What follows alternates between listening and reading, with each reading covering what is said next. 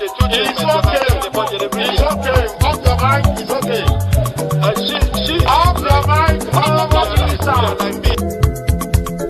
Chai! Now wow, people wey supposed talk truth to power don't off mic. And if we talk, now 500,000 they go summer us, call them hate speech. But fear not, my ego don't come. Him go torchlight every corner, nooks and cranny of all these bad people where they spoil our country.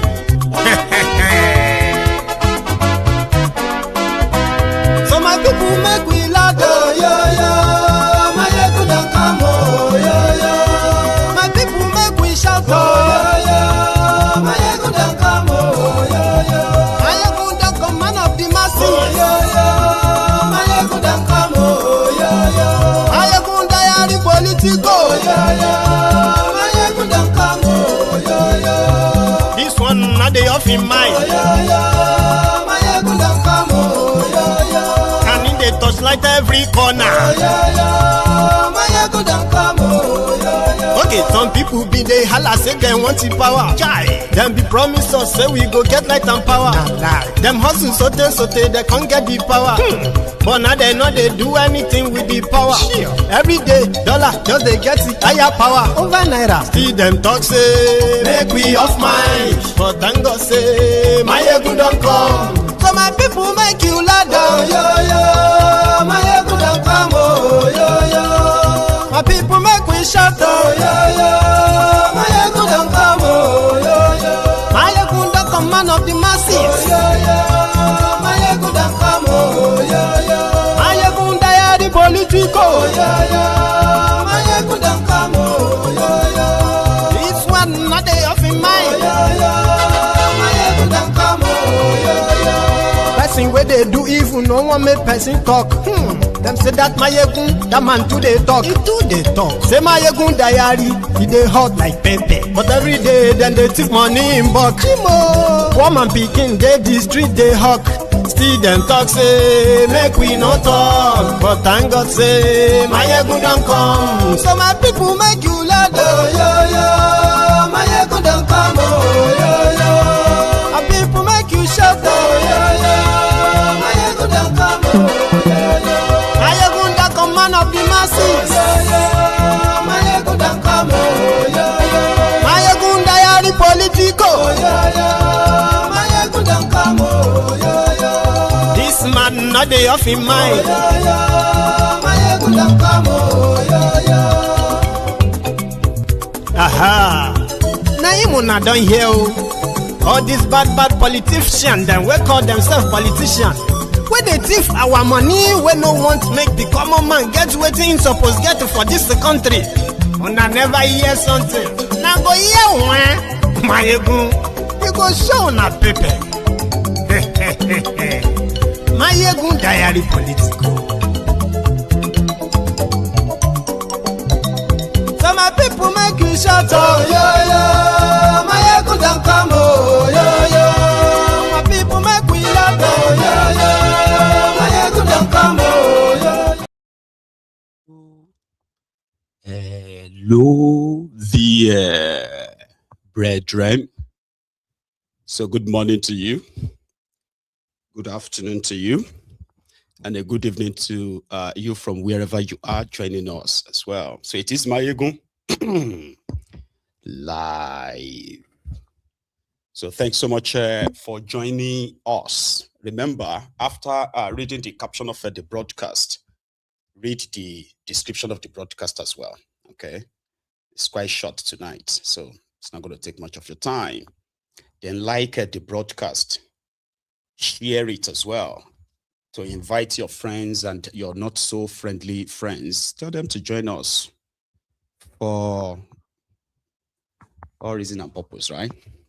So thank you so much if you have done that anyway. So we are going to be covering the ADC, the supposed coalition party, but kind of like a twist now, okay? They are no longer the coalition party. So they are ADC, where they organized their own presidential primary across Nigeria. It is called direct primaries, where members are allowed to actually participate by voting to choose who should be the party's candidates in their 2027 election. So the contest, I mean, the aspirants are, Rotimi Amaechi, Atiku Abubakar, and then a man called Hayyatu-deen from Borno State, Atiku from Adamawa State, Amaechi from Rivers State.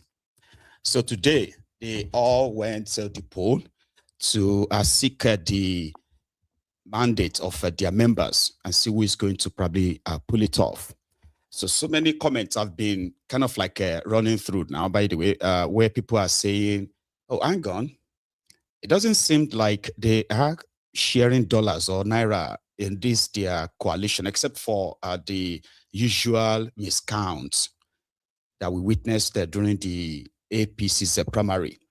So except for that, we didn't see open sharing of money or what have you, but we expected that there would be kind of manipulation, okay? But a real contest, you can call it, where Amaechi from the southern Nigeria, who pledged to also spend a single term of 4 years before power returned back to the northern Nigeria in 2031, if he succeed in becoming the candidate of the ADC. And ADC is enmeshed in different legal kind of like battles. So when we are talking about ADC, we are talking about this Atiku side. There is a Dumebi side. There is a guy called Dumebi Kachikwu. They are also in courts, all right, claiming legitimacy to the ADC kind of like the leadership. Then you have the Nafiu Bala. All these 3 groups are currently conducting screening and primaries for their own aspirants and candidates. We don't know how that is still going to go, but we are talking about the Atiku's, Atiku Amaechi's, David Makaregbe, and the rest of them's ADC. So it all started 2 days ago, I think, when they launched what they call the RUN movement, okay? So which is to bring Nigeria together under a movement, under a movement in ADC that is going to be likened to that of obedient movement, according to them. I don't know how far that's going, but that's where we're going to start from tonight. Then I'm going to take you through these primaries for the ones we have been able to grasp from, all over the country. And then to other stories too. Okay. So let's start with the organization being put together that is probably going to champion, just like the City Boys. You have the City Boys, Abi, for the APC. So they call theirs RUN. I have forgotten the full meaning anyway, but I'll share that with you. So they are using that to rally the young Nigerians, okay, for whoever the candidate is in their ADC, after their ADC primaries, okay, would inherit this. So let's start from that.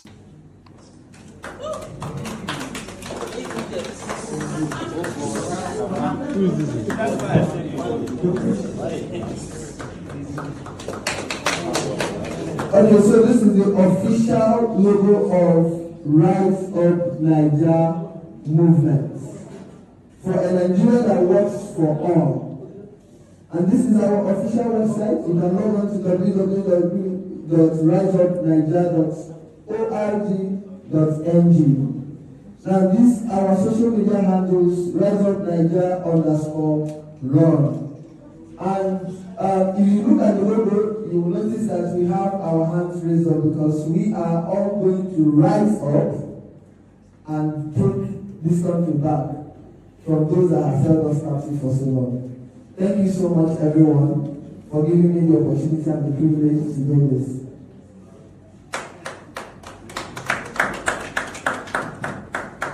ADC, ADC.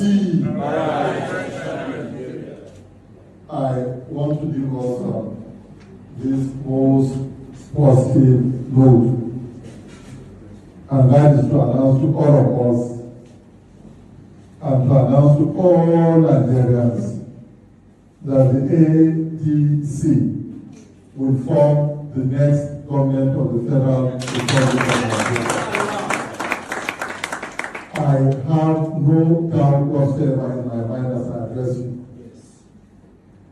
All the challenges, all the hurdles thrown at us is not only anticipated, but it is also expected. We will overcome it. Nigerians are tired of the present state of affairs, and Nigerians will take their destinies.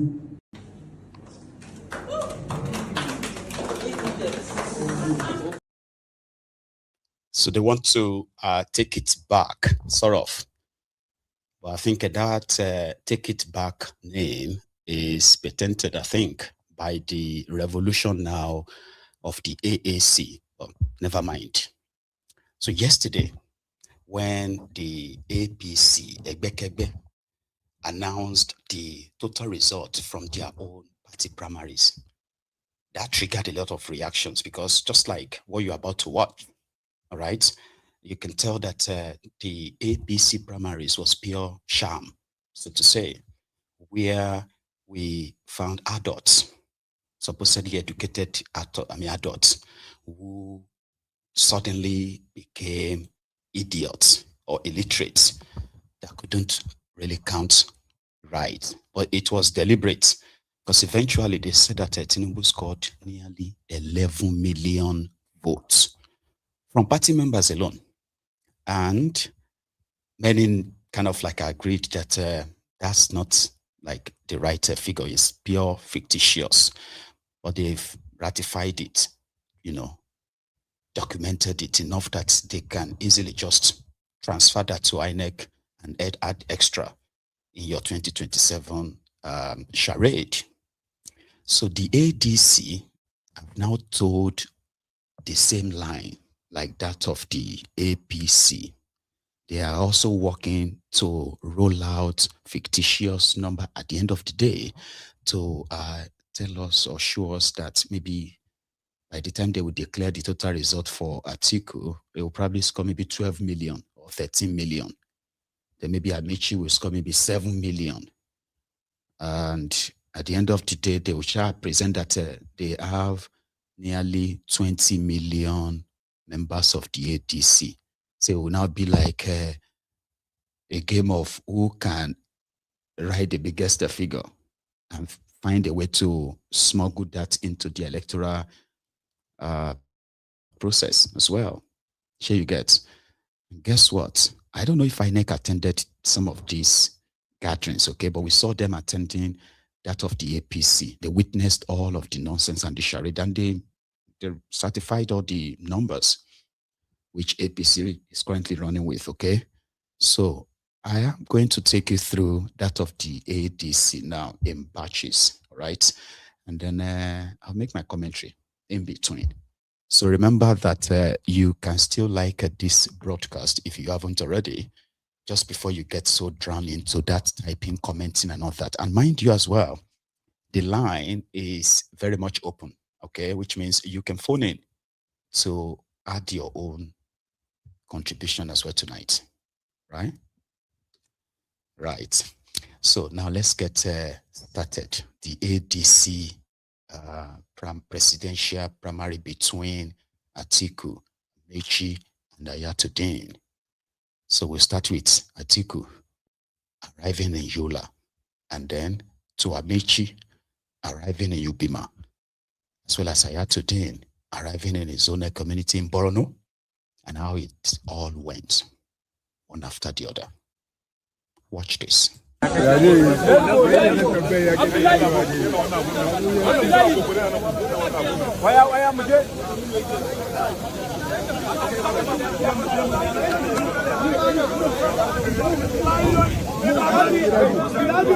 daddy, say daddy, say daddy, say daddy, say daddy.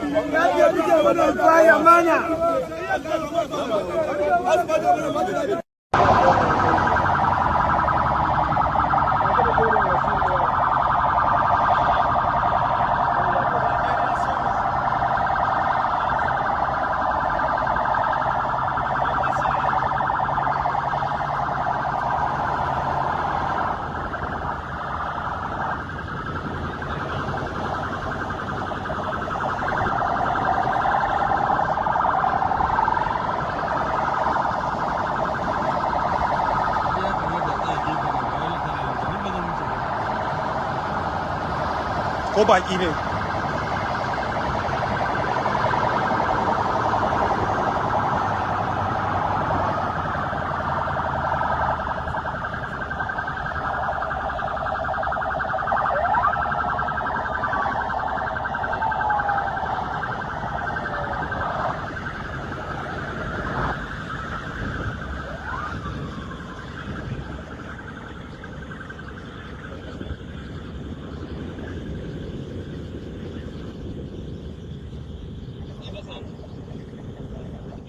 Hankali.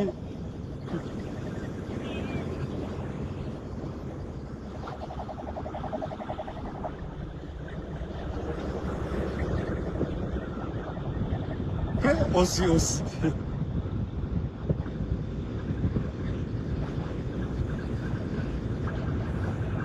Aina bana. Hankali. An buɗe hanyar jami'i. An buɗe ko? Kuna ki filin zaɓe ne. Filin zaɓe za a wuce. Ana gudun zaɓe ne. Ana da gudun zaɓe ne. Ne ba. Hankali. Ka sa ka mota kana ta iyo. Ku tafiya hankali.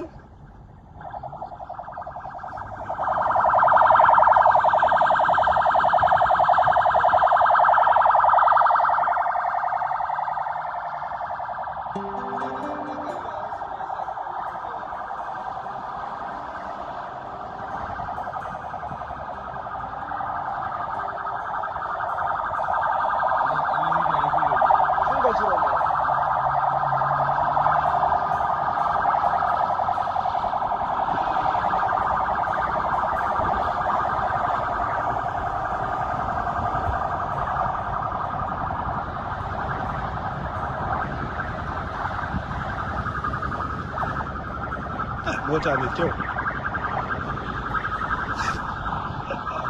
Ba ƙuri ɗan wurin ɗan.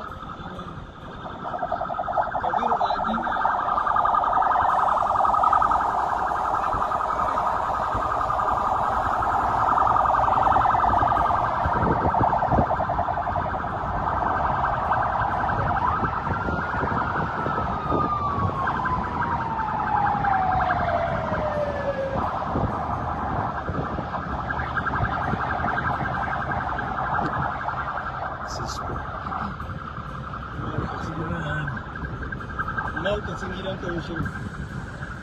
Yana gida ya.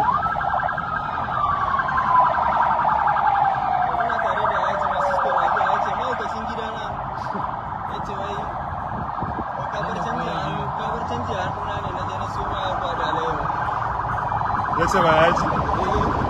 Wannan ya ɓata hanya ba. Ya ce da fili zaɓe ne. Ya ba nan ne ba. Polirit ne? Nan kan ba polirit ba. Nan kan polirit ne ai.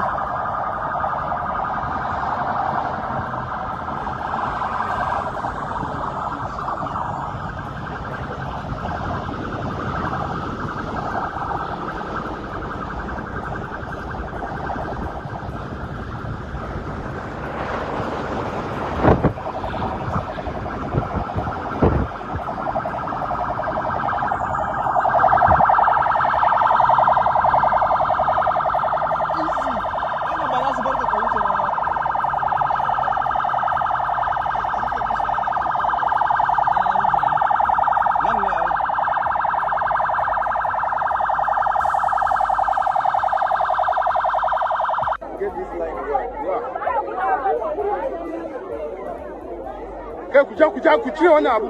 Cire wannan abu. Hey, Lahab. Yola North, Yola South, gire.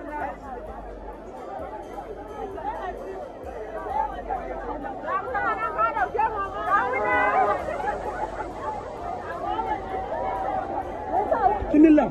Yes, so, Dalla ku saurara. To za mu starting. Za mu starting counting a wannan zabe. What returning officer shine zai fara counting, za a fara da kai kafin sai mu ga abin da aka samu. Okay. Go. 1 2 3 4 5 6 7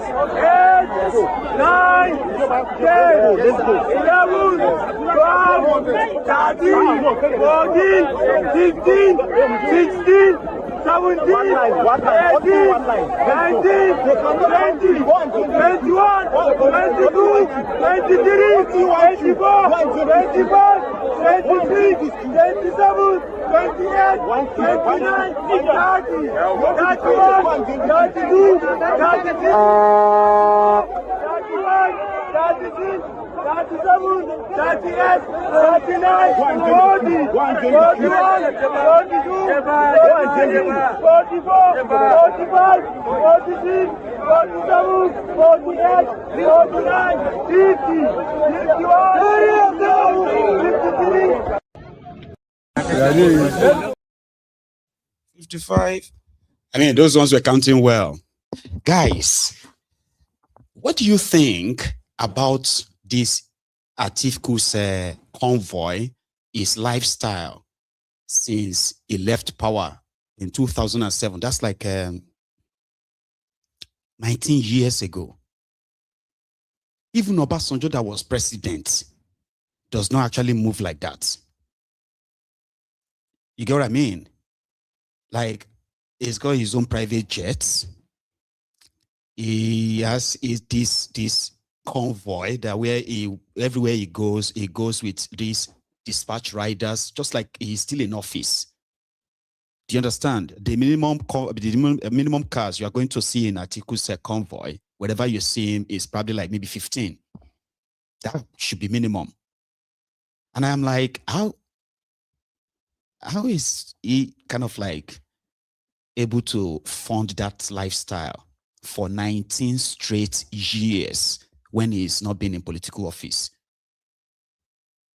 I have just one answer that, man, these guys got Nigeria where Nigeria was so vulnerable. That's when they got Nigeria. And that is why the idea of renegotiating this contraption is going to like break so many shackles that these guys have managed to have used in harnessing the commonwealth of that country to themselves. You get what I mean?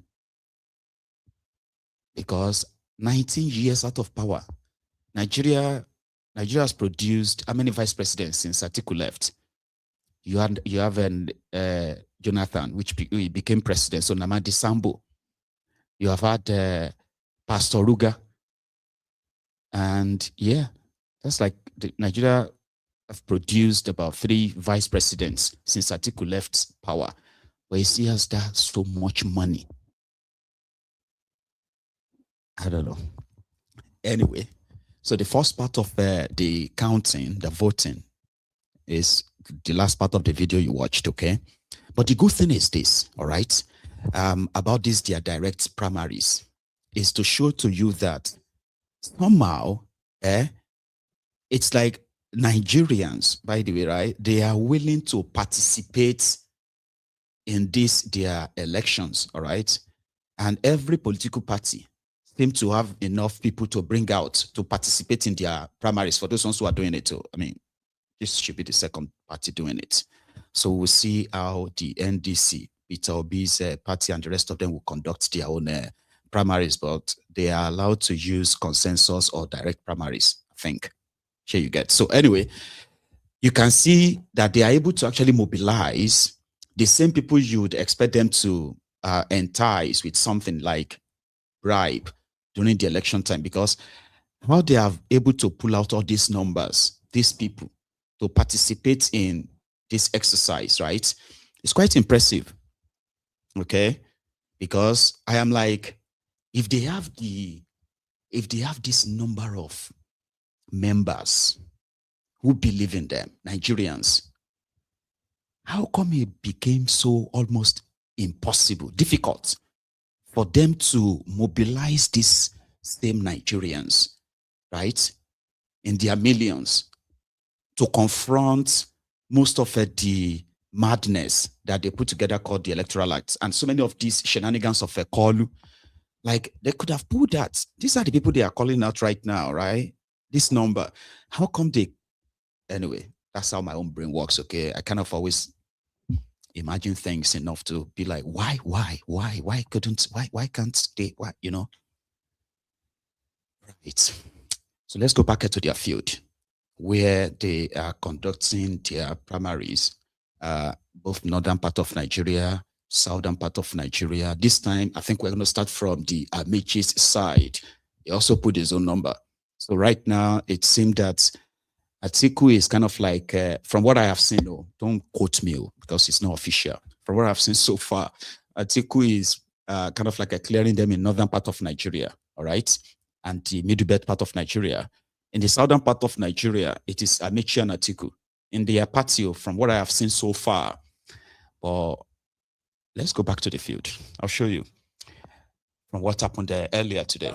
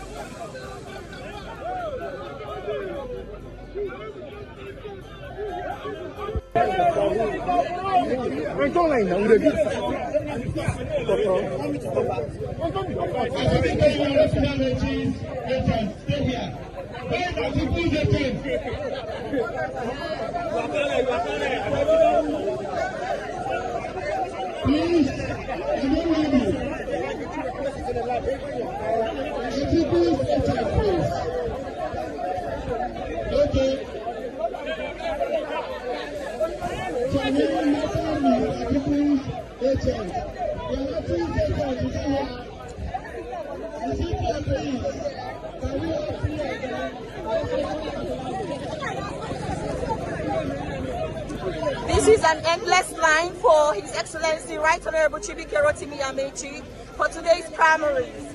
This is an endless line for our beloved Minister of Transportation, former Minister of Transportation, former River State Governor, and now a presidential aspirant in the African Democratic Congress Party. This is an endless line. Dear Nigerians, it is time to vote right. It is time to choose the right leader for our country, Nigeria. How much more do we need to say that this is the right candidate, the right aspirant from the African Democratic Congress Party for the presidential? But at least in the community, everybody was involved, agents were involved, and they did the counting. We have finished successfully.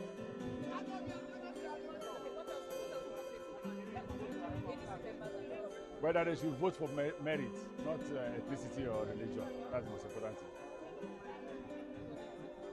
All right, thank you.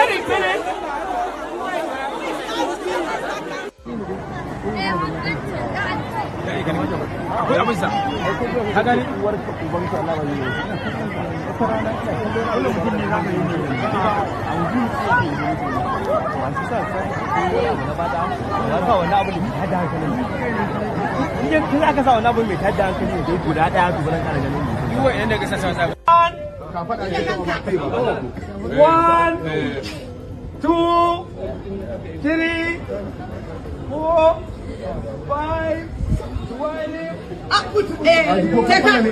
Take out 500.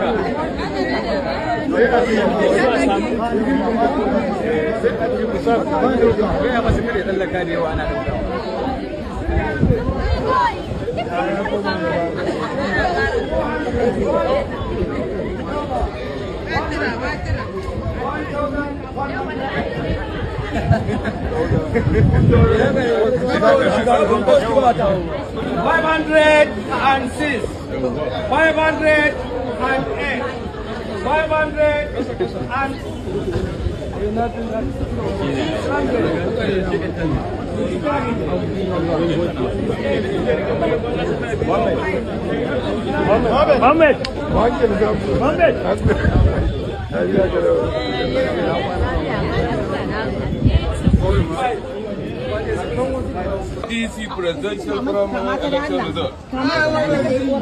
Total registered members, voters, Bolewa A, 765. Total accredited voters, 760. Total valid votes, 760. Candidate names, Atiku Abubakar, 740.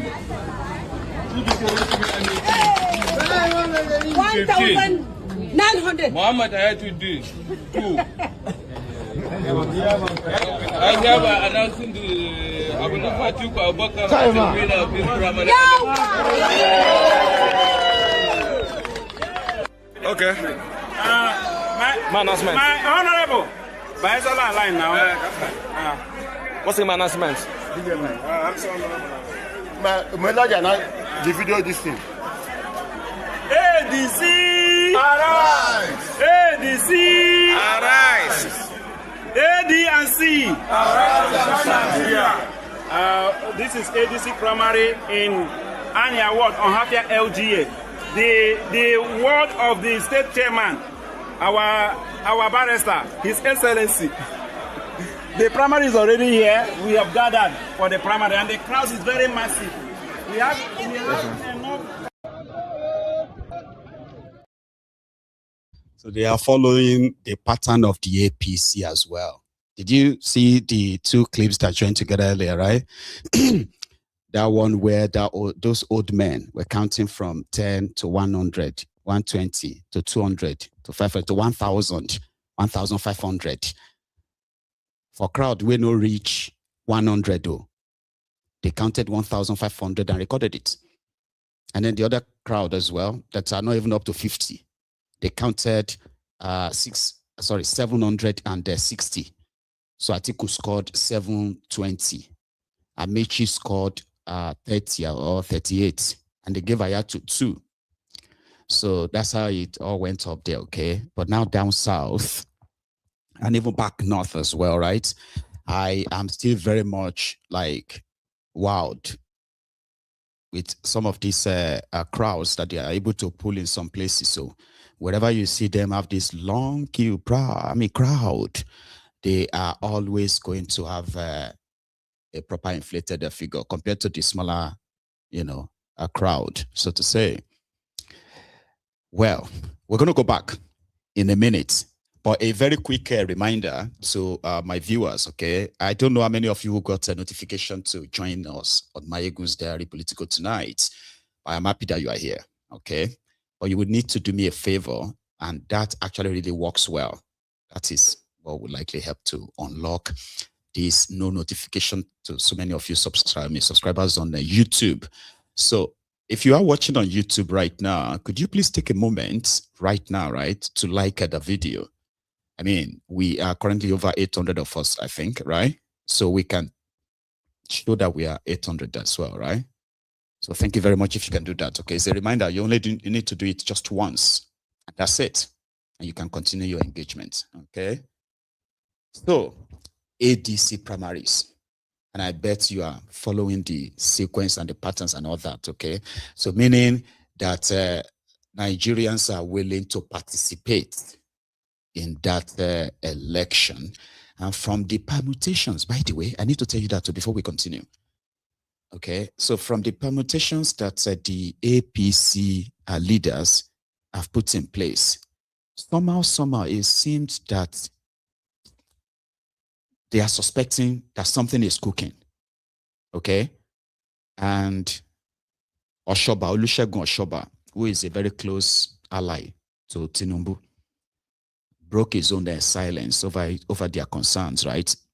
Today, when he said they are suspecting some sinister move or arrangements to decimate Tinubu's votes in the South, so as for Atiku to have a field and narrow win, a field day and a narrow win in 2027.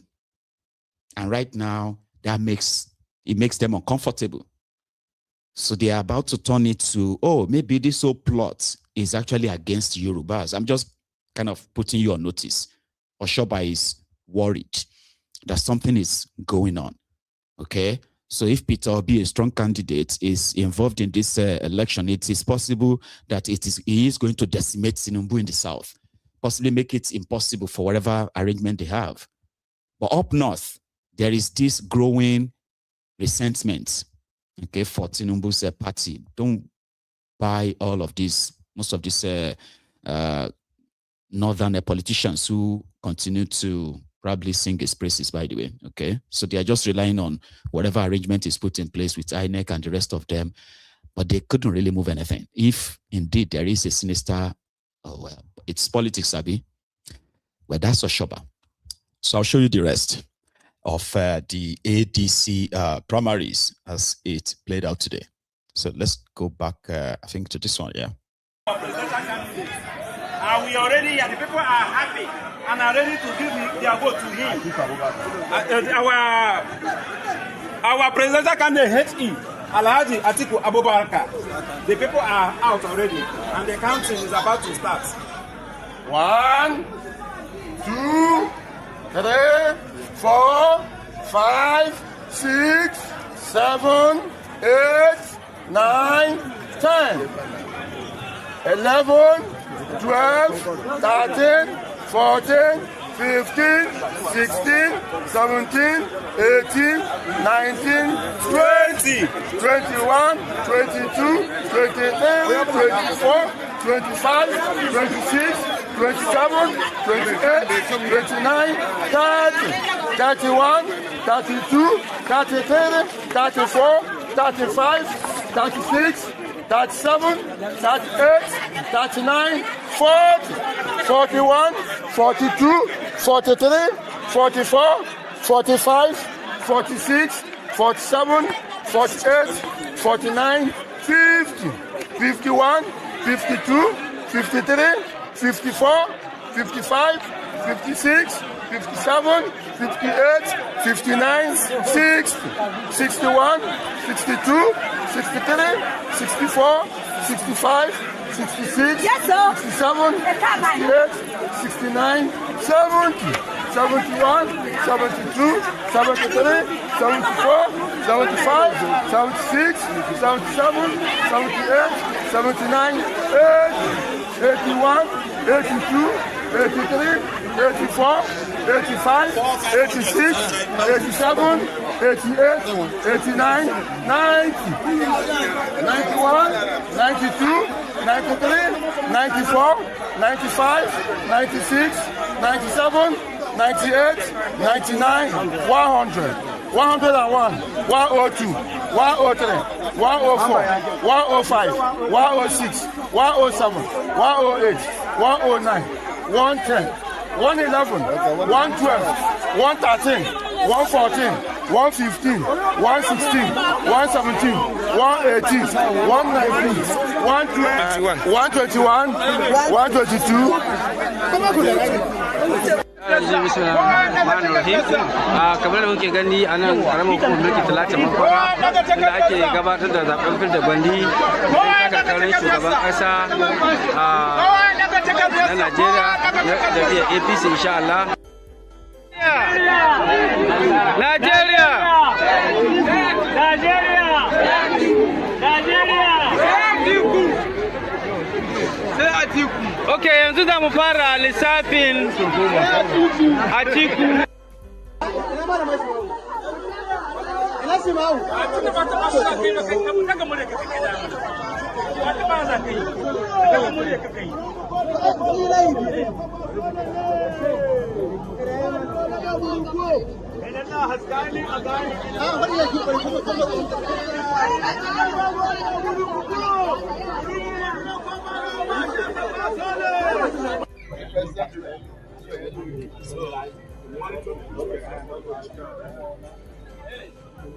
Okay, this one's for vote for Atiku as president. Follow me, back hands. 1, 2, 3, 4, 5, 6, 7, 8, 9, 10, 11, 12, 13, 14, 15, 17, 18, 19, 20, 21, 22.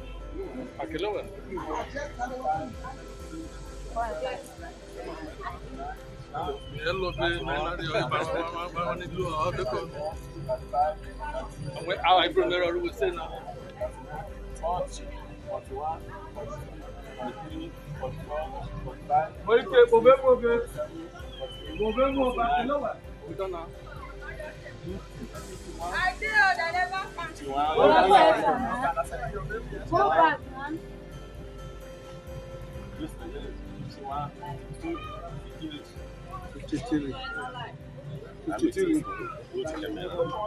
54. That is for Atiku. 54. 54 for Atiku.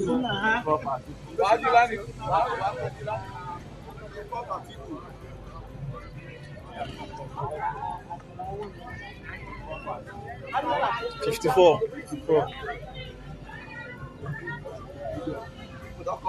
This vote is for Amaechi.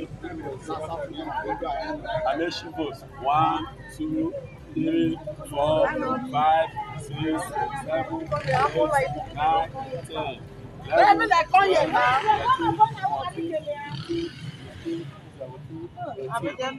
Amaechi 18.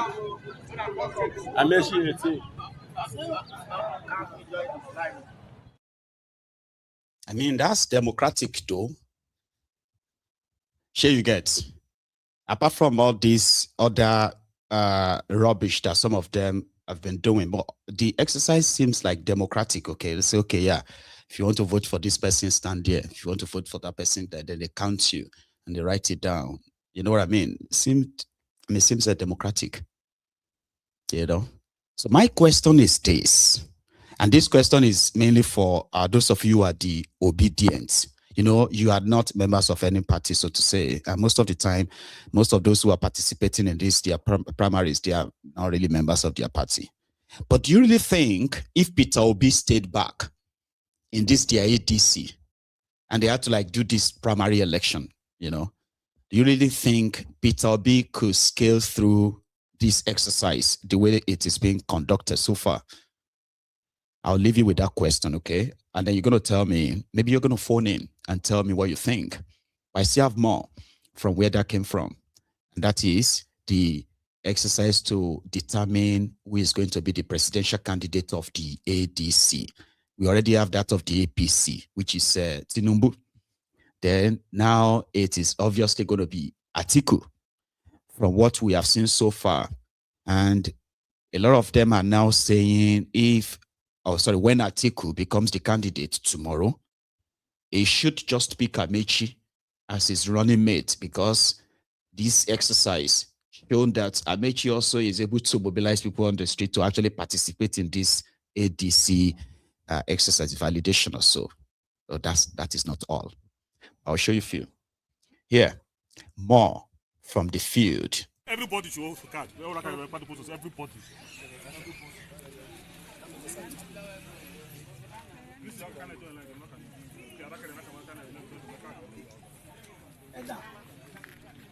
Cheer. Who else Atiku?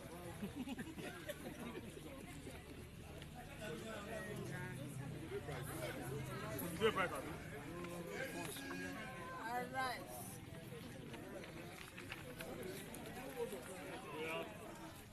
Are we good to go? ADC. Don't join the money. ADC arise, please. ADC. ADC. AD and C. Nigeria. Atiku for president. Atiku John. Atiku John. Timi for Atiku. Captain Timi Yela for Atiku. Baka Captain Yela for Atiku. Captain Timi Yela. Captain Timi Yela. Timi Yela for Atiku. Ogori Magongo. Ogori Magongo. Ogori Magongo. Atiku Abubakar.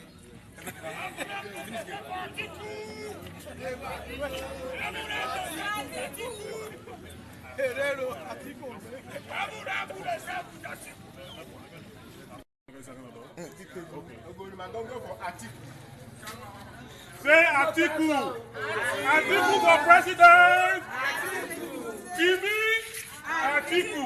Timi Atiku. Timi Atiku. Captain Timi Yela. Atiku.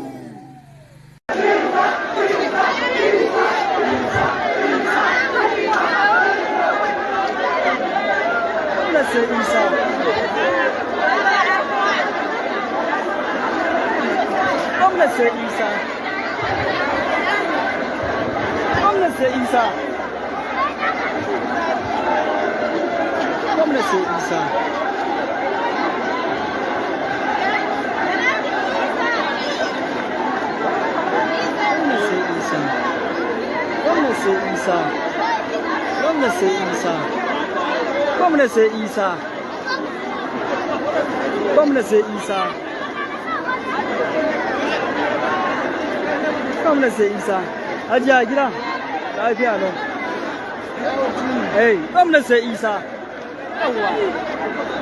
Sai mai ceto. Sai mai ceto. Sai mai ceto.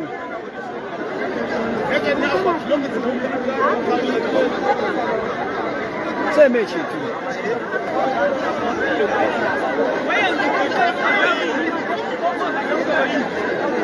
Sai mai ceto. Kaduna sai Isa.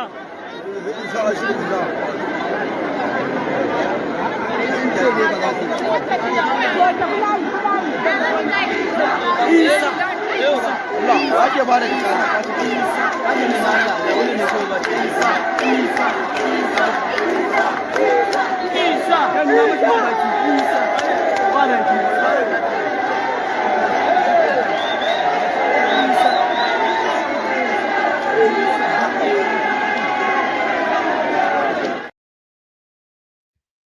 And those are the people that will participate in your elections when majority of us are going to be busy analyzing, speaking English, speaking grammar, and the rest of that.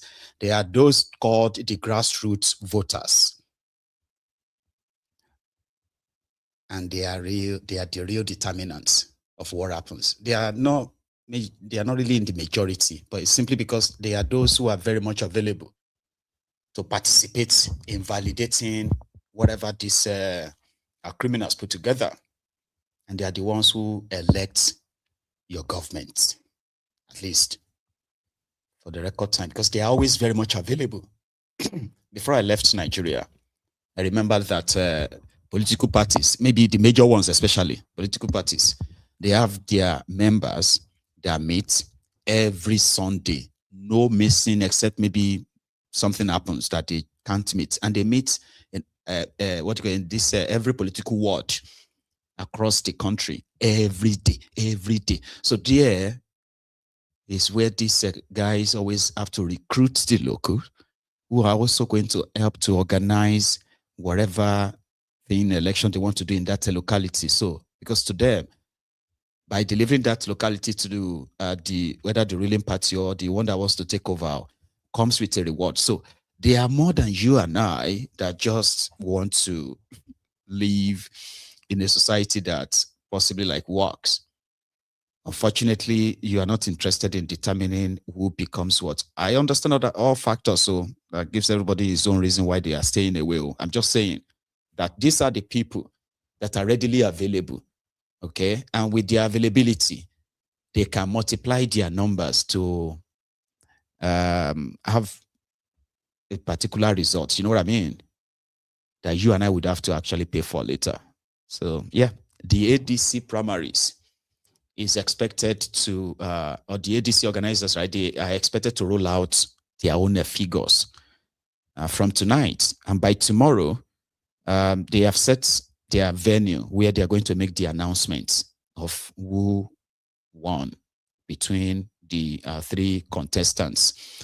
So in that regard, they have like put themselves to test. Here you get like they've put themselves to test with Nigerians in that sense, okay? Where they can say, oh yeah, I mean, they conducted primaries, people participated, they are now aware of this ADC, the blah, okay? So, and that will be right. So we are going to follow it up tomorrow. I will follow it up and give you an update. But there is another problem. Remember the Nafiu Bala and his group that said they were, I mean, he said he was misled, he was deceived to agreeing to this, their coalition talk. But it went to court. That led to that disorganization, which is one of the reasons why Peter Obi also said he left ADC, this legal thing. But the legal things are not actually out of the way. They are still waiting on the court to determine who is the legitimate executive, who are the legitimate executive of the party.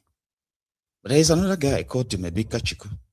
They also went to court where a court ruled that this was before the Supreme Court judgment also ruled that David Mark and Aregbe and the rest of them should stop parading themselves as the executive of the party.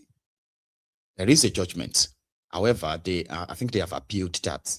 But presently, they are operating on the mercy of the Supreme Court's judgment, which told INEC to reinstate them, right? While their case with Nafiu Bala in court is decided or determined by the court, but they should be recognized. Status quo antebellum. Well, Dumebi Kachikwu emerged as the ADC candidate for his own group yesterday. And then he went on this media tirade to tell everybody that Atiku and his group, they are just usurpers. They are just outsiders who came to hijack his party. The same sing-song since last year. But hey, they organized their own convention too, or primaries or something. It was more or less like Dumebi, who is the leader of this other group, is their perpetual presidential candidate, and he got it. This was him. Thank you. Time is against us, and so beautiful things doesn't last, doesn't stay long. You just see it as a film and it will go. The power conferred on me as the electoral officer of the presidential primaries conducted under my chairmanship. We arrive at a consensus candidate, and I want to present to you formally the candidate for the ADC for 2027 presidential election come 2027 as our presenter candidate, not nobody, but His Excellency, the father of this party, the leader of this party, the man who has made us to be here. I am very sure when we were talking in a meeting with him, he made comment and we say, no, God forbid. I am very sure with the way Nigeria is radiating, we know that we are going to present or produce the president-elect of this country come 2027. So I present to you warmly and heartily, Honorable Chief Dumebi Kachikwu as the candidate for ADC presidential election called 2027. Stand up, stand up, stand up, stand up, stand up, stand up. This is our candidate that we are sure by the grace of God that we are going to win the presidential election for 2027. Thank you and God bless you.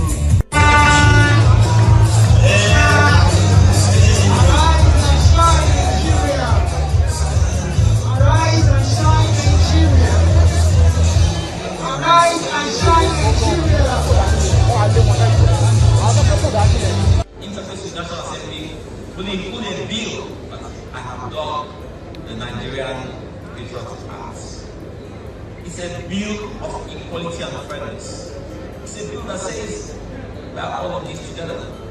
It's a bill that ensures that public servants cannot enjoy the privileges they cannot provide to the common man. If you desire to give public service, you must use the same services that the masses use. No private or foreign schools for our families. No private or foreign hospitals for us, for our families. No generators or boreholes in our homes. If you desire quality education, healthcare, and other good public facilities, we must make it available to all so that we all equally benefit. Borrowings must satisfy the criteria of commercial viability, while providing much needed basic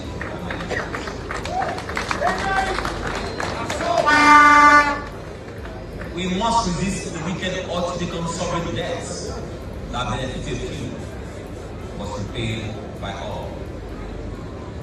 We can no longer borrow to build bridges and highways that lead nowhere, when the internet is the highway of the Thank you. Time is against. Before I go on, let me postulate from the Franz Fanonian dictum, which stipulates that the dialectics of reconciling two conflicting ideas is the algebra of revolution. The overbearing intervention of the state government had further exacerbated oporompium and amounting to sadomasochisms.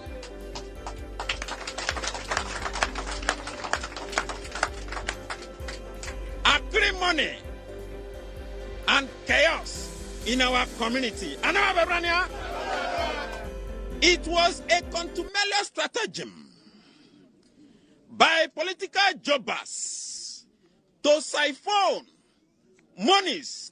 We suffer what we call political axivia non torum. Conclusively, we are a microcosm of the issues in the Niger Delta in the macrocosm. Fellow Nigerians, this is just the beginning.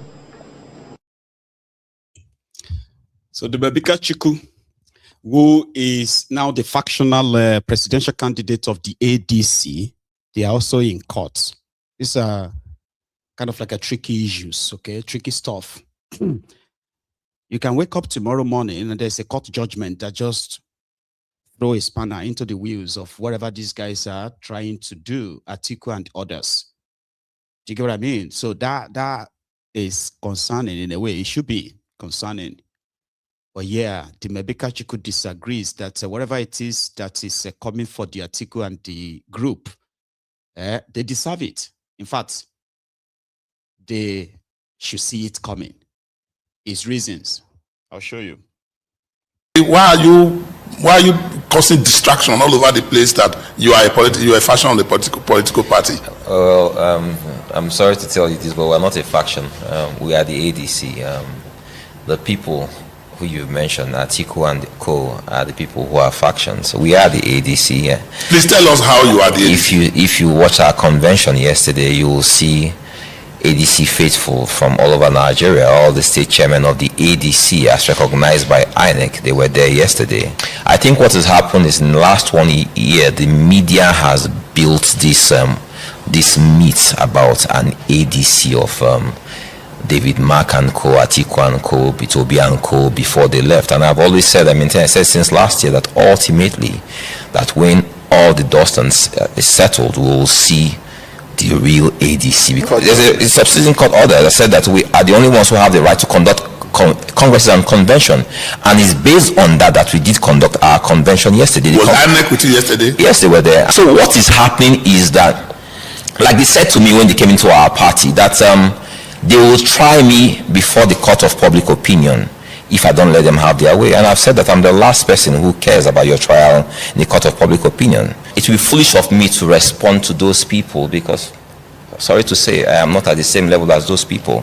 Even before they emerged in politics in 16, 17 years ago, I know where I was, so I don't place myself. I don't even believe it's proper for me to start responding to those accusations. That's the politics they play. And when they play that politics, what happens is that we spend time discussing this and we don't discuss the issues and the solutions to those problems. And for the last 3 years, we have a situation where governance has come to a standstill because they're playing politics from day one. Our countries are at war, like you guys have mentioned. People are being kidnapped every day, people are being killed every day. Our streets are flowing with the blood of the innocent. And instead of politicians who come to a round table to say, how do we stop this? We are playing politics with this. We are being politically correct. We know that people of a certain section of this country, people are crossing our borders, coming in, and nobody can call out these people and say, what's going on? Can't you call your people to order? What's going on? But you seek to lead Nigeria. Why are you dumb? He himself cannot even call them out. He couldn't say the Fulani terrorists. We all know that a section of this country are coming to kill our people. And we are not, politicians are not talking about them. Mention it if them born you well. None of them.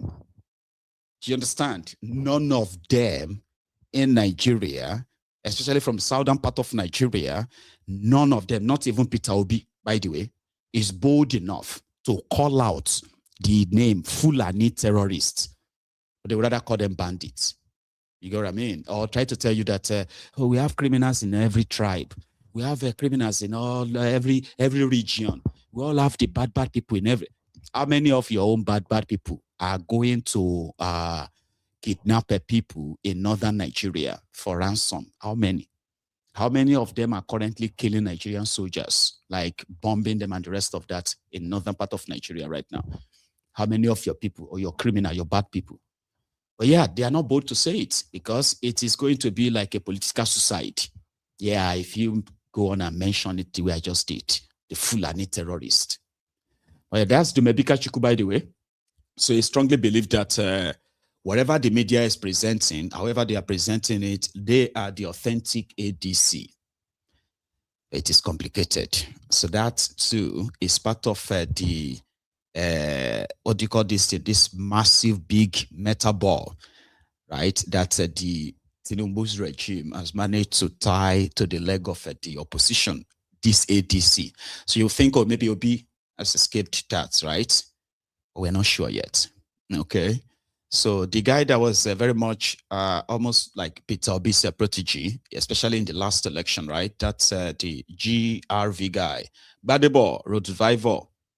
So he refused to follow Peter Obi to NDC after following him from Labour Party to ADC. So he said they have put so much work into this, their ADC, especially in Lagos State, that moving his people again will become very much counterproductive. So he stayed back, and some of the obedient have detached from him. So earlier today, it was reported that he lost the primaries. No, he didn't lose the primaries, ADC primaries. So here is from his own primaries, all right? The governorship primary in Lagos State for the ADC, which he won. Gbadebo Rhode Vivor.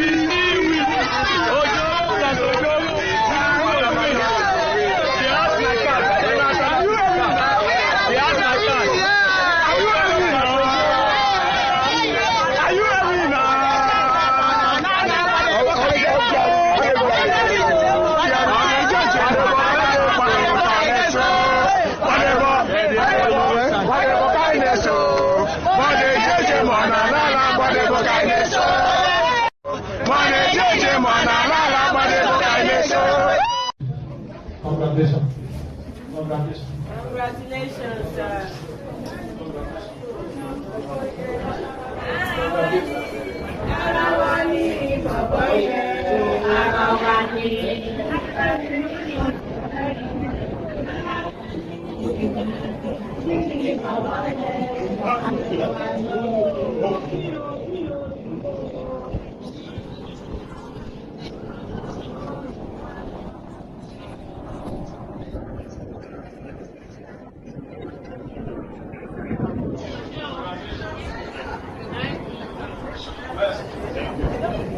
Very much.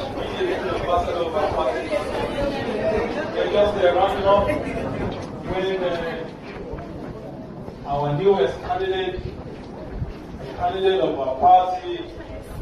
Now take our party to Alausa.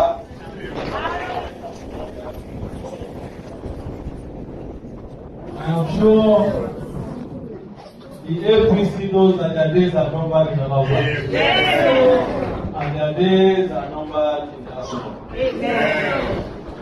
Those that are flying our secular districts now know that their days are numbered. Those in the House of Representatives now know that their days are numbered. Those that are in the State House of Assembly that they will not provide security for us know that their days are numbered. God help us. I don't know if our candidate, Mr. Gbadebo Rhode Vivor, would like to speak to the government.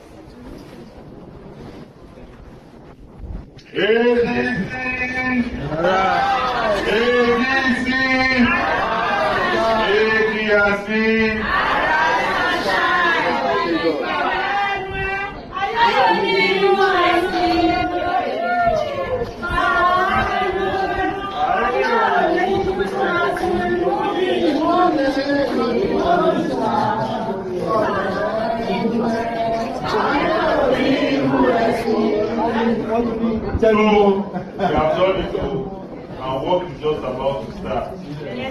You know, I'm happy to look around here and I see the amount of women in here, so we know that we're on the right track. Lagos is ready for a government that puts the people first. Lagos is ready for a serious party. Lagos is ready for a party that brings everybody together. All tribes, all ages, all groups. And ADC is ready to show that Lagos will be in better hands. You look at the quality of candidates that the party has produced.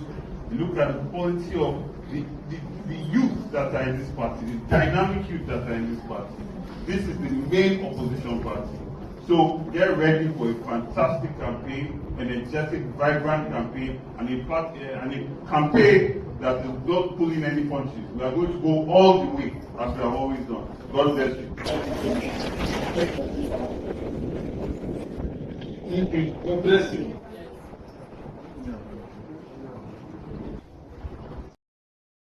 Okay. We'll see how that goes, right? And the confusion that this is likely going to create is possibly also envisaged by Kolu and his group, because right now, Gbadebo would not likely have the full support of the obedience like he had the last time, I think, because some of them believe that Gbadebo would have to campaign for Atiku when Atiku becomes their candidate, presidential candidate tomorrow. And the other guy, Funsho Doherty, who also followed Peter Obi to NDC, right? So Doherty is likely going to be their candidate, the NDC. So that means whenever Peter Obi starts his campaign, it would possibly be campaigning when he goes to Lagos. When he's campaigning in Lagos, he would have to take on Doherty, not Gbadebo. So that kind of confusion, I don't know how that is going to play out. But Atiku believes that he's going to get the candidate. I mean, so he's going to get the ticket, just like he said in 2023. Are you confident that you are going to get a ticket for your party? Have I ever failed to get the ticket? Yes. No, this time around, I want to know. Maybe you are still confident. I'm confident. I'm confident. But they are talking about age. That the elderly people should allow youth to take over. What do you think to that? Let the youth compete now. It's competition. It's democracy. Thank you. Atiku. So by this time tomorrow, it would have been announced as the winner, but we are also possibly going to come and contend about the figure, the number. Some are saying that if by tomorrow, the ADC, right, failed to announce that Atiku scored 15 million, that they will know that they are not serious. What do you think? I think I have somebody on the line. People are debating it, by the way, right? Here, hello. Hello, my mother. Ba, how are you? Yeah, I'm calling from Canada. I wanted to call in yesterday. Yeah, Senator Ola from Canada. Yeah, let me quickly talk about this, their NDC primary and there. You know, you asked one question that if Obi had stayed back in ADC in this something like that, you know, right from the day one, I knew that Obi would not have a headway in this their aid because everything about that ADC was formed around Atiku. So it was formed around Atiku's ambition. So and then thank God that Peter Obi realized that in good time before he look for a better platform for him to contest. Yeah, but the reason why I asked that question, just before you continue, right? The reason why I asked that question was that I want to believe that Peter Obi did his homework very well, that if Atiku is going to be part of that coalition, he's going to run. And I was thinking that with the obedience behind him, when he told them to massively go and join the ADC, it was meant to be for this purpose where some group of people will not be those determining who wins, where according to them that maybe it's going to be dollarized. Atiku will give money. But this one that everybody is participating openly, obedience won't need money, but they have the number. Yeah. Don't you think that they could have probably utilized that? That's the reason why I asked that question, that if he stayed back and it actually went the way it's currently going, right? So would that be enough for Peter Obi to have probably faced them and slug it out? No, actually, because are you sure that those people you are seeing lining that those people you are seeing on the queue, they were not mobilized by Atiku's money bag? Okay. You know, because you know, Atiku might have some people working for him undernet, moving money around. Yeah, possibly. For those people, you know. Possibly. Yeah, you know, with the economic situation of Nigeria, even if you give somebody, if you give some people 200 naira, 500 naira, they will come and queue for you. Maybe just to come and queue and see somebody just can't me one, two. I'm talking about the obedient that don't need money, and they have the number. That if they troop out 10 million of them all over the place, that could they not have overwhelmed whatever these guys are doing? They went for this because they knew the Atiku and Co knew that because they knew obedience is no more part of them. Because you need to be a card-carrying member before you can vote, I think. Yeah, something like that. If they know, they will not go for, they will not agree to this kind of arrangement. So because because once you know that, okay, if they go for this direct primary or for the obedient may carry the day, then they will not go for it. But we will never know now anyway, because we'll be left. Yeah. Because Atiku, Atiku is desperate for this, and he won't let it go. So it's a game of ambition, a game of personal ambition, and then to be the meeting, maybe all of them, all Atiku and Amaechi, maybe their primary goals is on how to unseat Tinubu, but no. Something like, it's either to Atiku, Amaechi, all of them. You could include Obi, their personal ambition is the main thing. So, that's why the coalition did not work. Then, on this Sunday go, I watched the video, and when I watched it, I just laughed. Because the issue is this. Tinubu want to use, one thing about North is this. If you want to box North to a corner, just talk about unity of Nigeria. Anything that will affect the unity of Nigeria, that is the only thing that can make North to compromise their stance.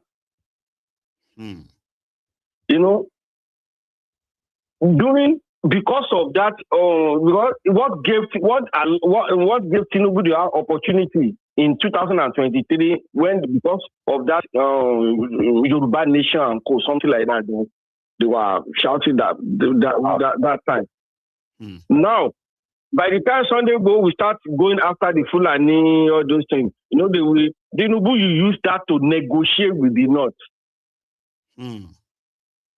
Like they just say, talk to Igbo now, talk to your boy now to stop. Well, he's already dropping Tinubu's name. That Tinubu has already approved what he's going to do. Do you think that's also like another card to show to the North that if you insist of removing me, I am going to harm Igbo, so you'll be like fully harmed before I leave power, or something like that? No, that's what want to use Igbo for now. He want to use Igbo to bully the North into supporting him. Really? Do you think that's actually like valid? Is that not like conspiracy or something? Let me tell you, anything that will affect, because they know, anything that will affect the unity of Nigeria, not will quickly shift ground. Let me tell you something. If all the Southeast governors, all the Southeast politicians, if they are stood behind Nnamdi Kanu for Biafra, they will look for one southern.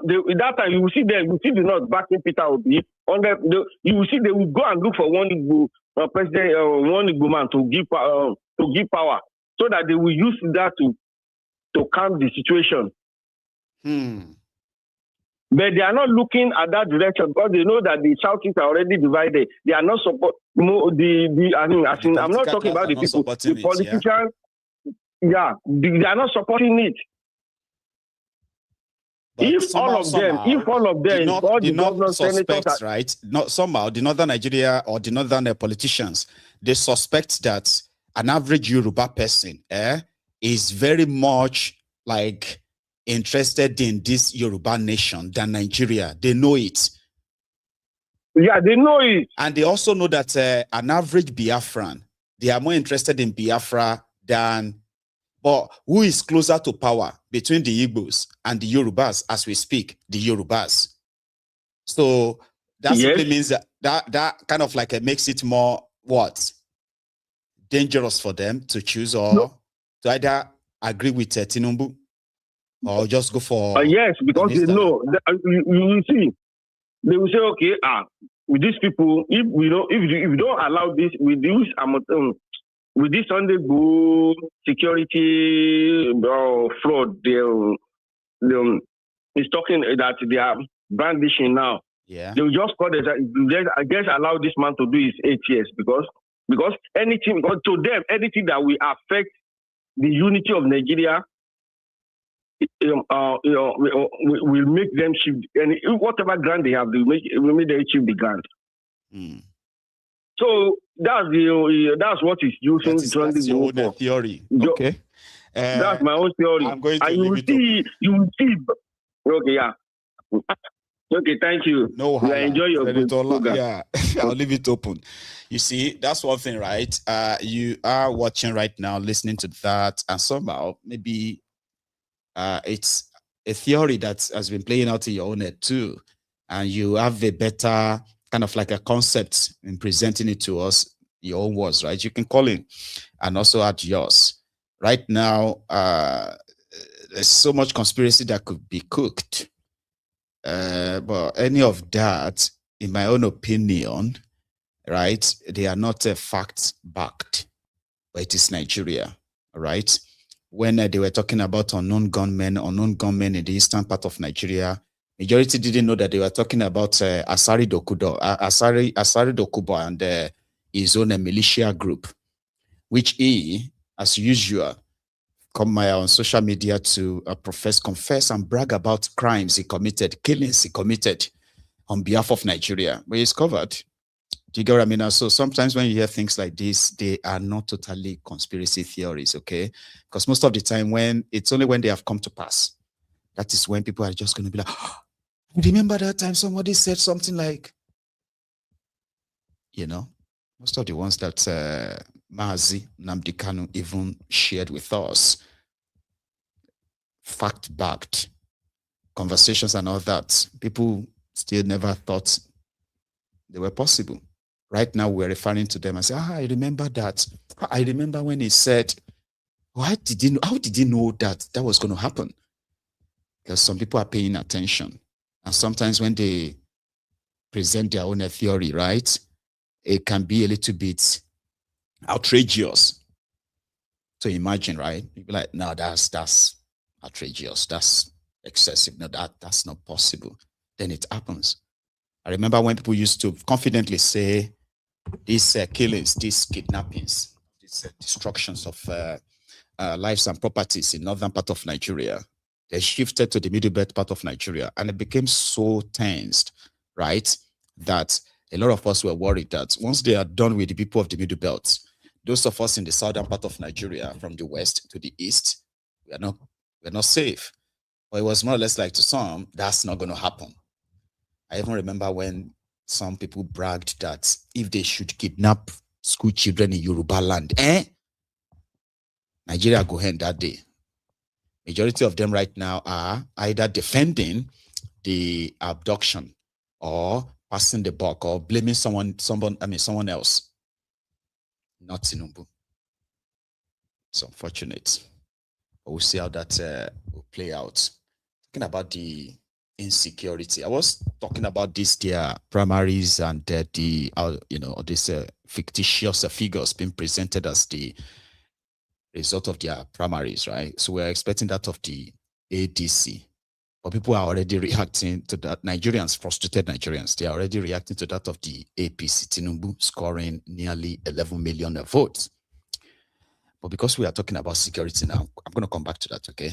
So we have seen the Pentecostal, what do you call them again? Pentecostal Association of Nigeria. No, that's not what they are called. Pentecostal something of Nigeria, comprising of pastors, Christians. They have led a peaceful protest to call on the government of Nigeria to do the right thing, protect the lives of the children, the lives of Christians, the lives of Nigerians generally. So they are calling out the government. We should share that. Good morning. Good evening. Okay. Fellow Nigerians and gentlemen of the press, it's a message from our national president of the Pentecostal Fellowship of Nigeria. Today marks the end of our 3 days of national prayer and fasting and prayer for Nigeria and their country, as proclaimed by the Governorship of Nigeria PFA. We are burdened for Nigeria today because we seem to have lost our sense of value for human life and its sanctity. The level of banditry, kidnapping, violence, insecurity, and savage killings all across the Nigerian landscape has risen to an intolerable height, so that every Nigerian should cry out against it to God for divine intervention and to our government for immediate and effective action. Several Chibok girls are still languishing in captivity years after being massively kidnapped by Boko Haram insurgents. Leah Sharibu is still shackled in bondage by religious kidnappers because she refused to renounce her Christian faith. And the Nigerian state did nothing. Student Deborah Samuel was burned to death in Sokoto by a murderous mob simply for mentioning the name of Jesus, and nothing happened to her killers. Since then, Taraba, Plateau, Benue State, and South.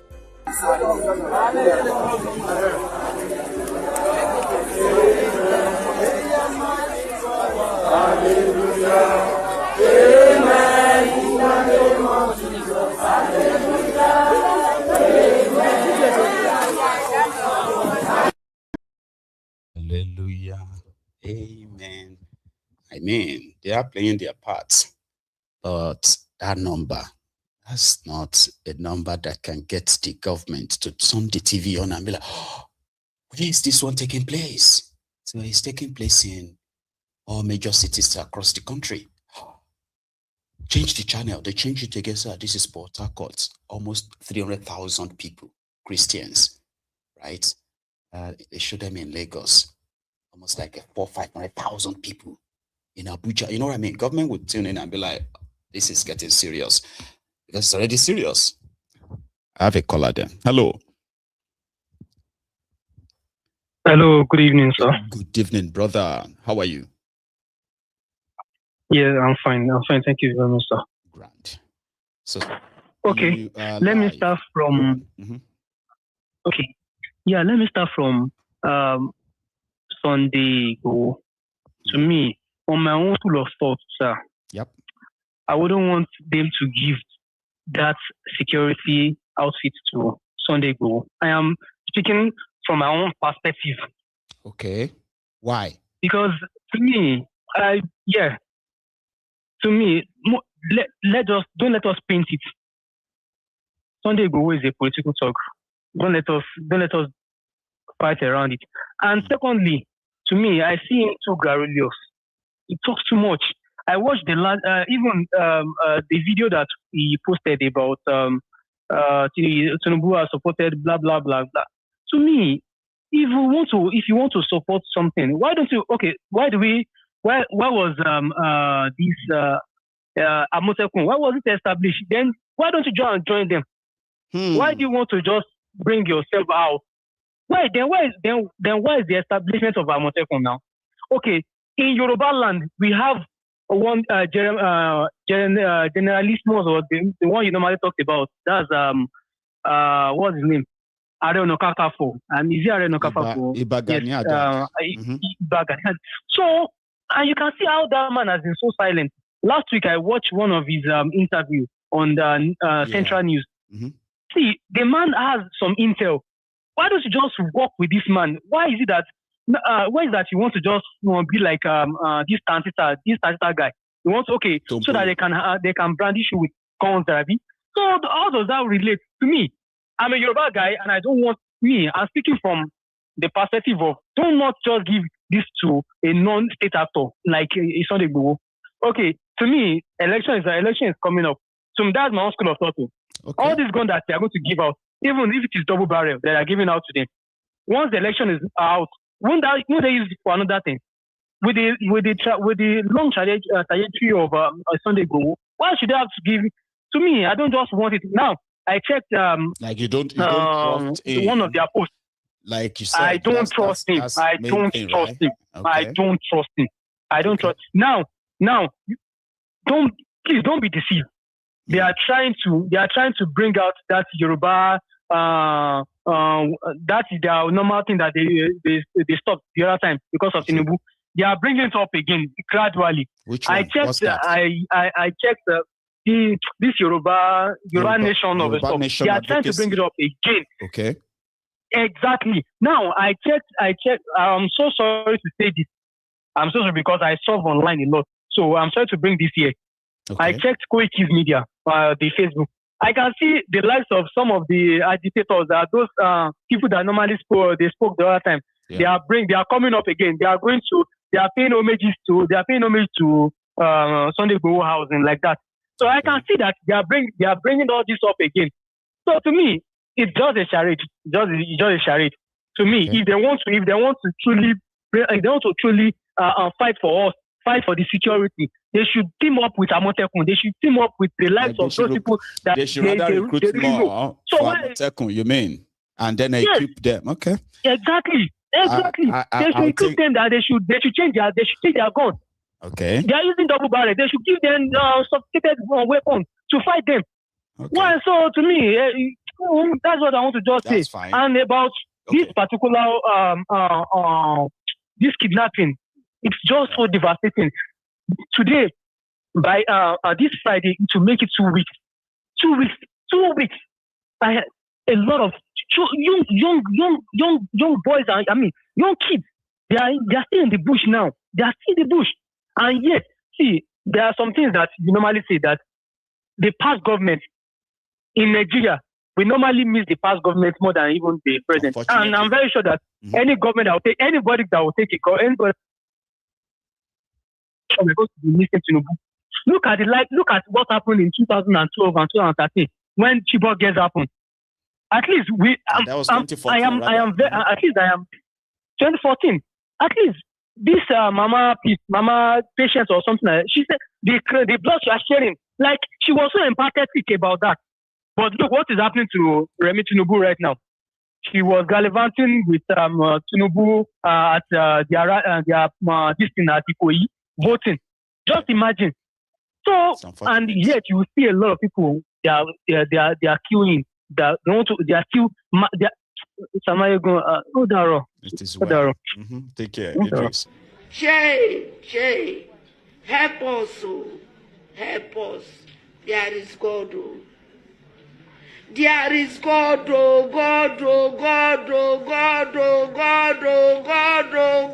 God. God should descend, today God will descend here. Nigerian women will not cry in vain. Nigerian women will not cry in vain. This thing will end today. My sisters, if your child lost, will you stay and keep quiet? Will you people stay and keep quiet? The president now is calling you, come, I want to help you. You don't want to appear. Will you agree? No. Now the first lady is calling you, come, I want to help you. Come to find your child, your missing child. Will you keep quiet? No. Child, there is God, oh. There is God, oh. The bloods we are sharing, there is God, oh. There is God, oh. There is God, oh. There is God, oh. There is God, oh. It's okay. There is God. You can't even compare the bloods they have now shed in the last 11 years, the bloods of Nigerians that they've shed. Life is almost like worthless now. Something happened in my hometown yesterday. Okay. They suddenly saw the influx of cows and suspected they're Fulani who were completely strange to the area, okay? And they became apprehensive that they have to evacuate themselves from their homes. This happened to me last night. that I was like, why did you have to like move out? Why is everybody evacuating? They said before they could figure anything out, everybody like moved their families to the main town, all right, into the town proper. Then they now mobilized themselves, vigilantes and the rest of them, and they went back to this part of Odogbolu, okay, to go after these cows and their owners to establish why did they choose that particular axis to come and graze. Like the fear of Fulani, this Fulani, the bandits, this bandit, that. And you know what they usually do from experience of their modus operandi, the Fulani terrorists. Those with cows are the ones who comes to map the area. They map the entire area, the entrance, the exit, the forest next to it, which one is near the motorway, the highway, which of them is closer to any roadblocks of the military or police in the area. How many police stations do they have in these areas? You know, those things. Their job when they move around is to gather all this information. The day they are going to come to attack people, suddenly the same people you have been seeing for the past 2-3 weeks with their cows, they will disappear. Everywhere we went quiet. I mean, we'll go quiet. You know, that quietness before the storm. This is their modus operandi. People have become more apprehensive now. Like people are worried. Do you know how many kilometers you have to travel before you travel from Odogbolu to any Fulani state in Nigeria? You will travel minimum of 1,400, if not more, before you can reach any of the Fulani states in Nigeria. Now, for Fulanis to travel from that far down to Odogbolu, my hometown, down to your hometown, a few other places that a lot of your people possibly also tells you what they are worried about. We haven't experienced any Fulani attacks or terrorist attack in Odogbolu, or our people have been kidnapped. We have paid ransoms too. It's crazy. That's not life. People shouldn't be living like that. And that is why some of these Nigerians who are so frustrated after watching the sham that they call the primaries, APC primaries, where Tifnumbu scored 10.999 million votes, nearly 11 million votes. So they took to a space organized by Rufai Oseni. And a part of their conversation, which actually captured their frustration, by the way, all right, is in this short clip. Watch it, or listen rather. The 11 million votes is a fraud. And why I'm saying that is that in 2019, I was just in Uyo as a young, I just finished my service here, went to Uyo, got a house for a 1-bedroom flat for 180,000 there. And this year I was transferred to Abia State. I can't find a house for 800,000 for a 1-bedroom. Now my salary is within 180 and 200. I cannot, with 3 months of my salary, I can't pay for a house. So I said this government is a disaster. My life has not been better. I think this government should be thrown into the trash of history. Igaga, over to you, Igaga. Good evening, everyone. Sometimes, a quick one. Sometimes when I see people advocate for this present government, I feel ashamed because Igaga, they have a right to. They have a right to. Let's not. Everybody has a right to. Yeah. Because your point, yeah. Because most of all these things that they are saying that the governors, they are giving it a lot of money to make development in the state. There are some agencies that are supposed to look over all these sites, that are supposed to look over all these things. But the government of the day have decided to hijack the agencies in Nigeria. The judiciary is being hijacked. Everything is being hijacked. Sometimes I feel ashamed when people stand up and start advocating for all these lunatics. It should be stopped. Okay, thank you, Igaga. Thank you for your words. Chukwudibem, Chukwudibem. Okay, go ahead. Thank you very much. Thank you very much. I believe that Nigeria leadership has been on paper. That over the years, we have been voting individuals who read our problem through papers. So 2027 is a time for us to vote for somebody who understands our problem, who are there with us, and that person is P2B. So P2B has a human heart, he has a listening ear, and is so accessible to every Nigerian. So I believe that this is the person that will vote. We won't vote for somebody who does not even use social media, not to even talking about hearing what we are saying here. So 2027, I'm voting for Peter Obi. The reason why I'm voting for him is because he is direct in contact with us. He's not indirect. So we can speak to him directly. We don't. Peter Obi does not need anybody to write a problem of Nigerians on paper to tell him. He knows what we are suffering. At least we are doing different IDP camps. So thank you very much. That's all I have to say. 30 seconds done. I'd like to thank all of you for this debate, and I can assure you we're going to be bringing it all on from time to time and getting a chance to be able to talk to all of you great people. This debate is equally going to be played on the radio, so on VOP 90.3 FM. Maybe I think in about a week's time, not this Sunday, maybe an upper Sunday from now.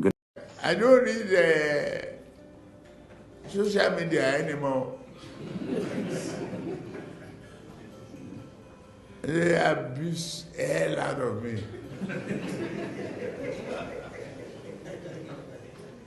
If I read it, I get high blood pressure. I get angry. I don't read it. So, if I want to hear anything, my children or any of my workers will tell me, this one say this one. If I'm tired, I say, please. Forget it. To recruit from the youths who are unemployed, 33% unemployed.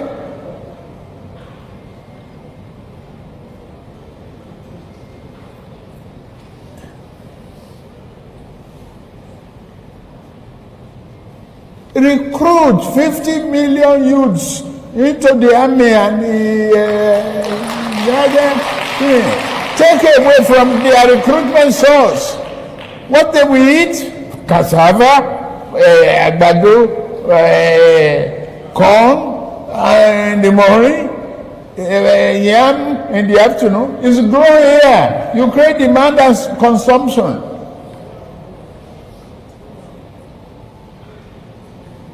For over 5 million army of boot camps.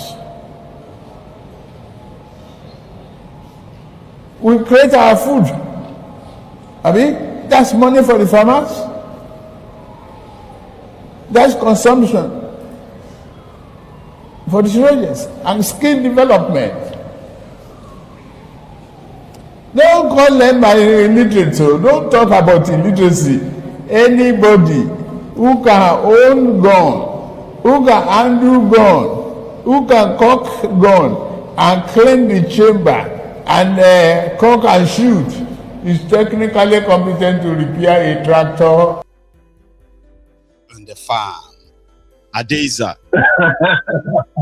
Good evening, sir. How are you this evening? How are you doing? I'm good. Are you? Well, very well. Oh. Thanks for joining us. And a quick reminder to our viewers, please, if you have not really liked the broadcast, okay, and you enjoyed this so far, please like the broadcast, share it, and even subscribe onto the channel as well, right? By liking this broadcast, you are helping me to get the algorithm blockade out, meaning more of you will end up receiving notifications whenever Mayegu is live. That's why you have to. And you only need to do it once, just once. It's enough. Adeza. Yeah, I said they should remind Sodu that Agbado and Cassava said it's not for they do again. Cassava guy. You did speak in tongue. Do you still remember that song? I've not had it for a very long time. Remember? Hang on. I'm actually going to play it.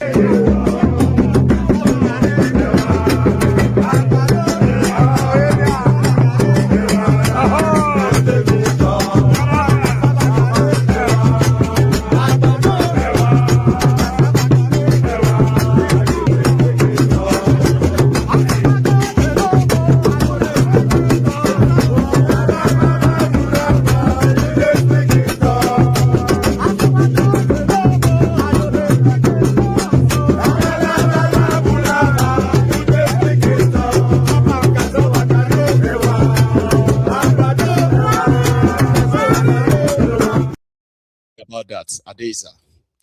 So you have the floor now, please. I said the Agbado, the Gari, they are no longer affordable. They are now luxury to Nigeria. Tell me about it. Even the 50 million youth into the army, we no see. Road to talk yourself, you know, day. No day.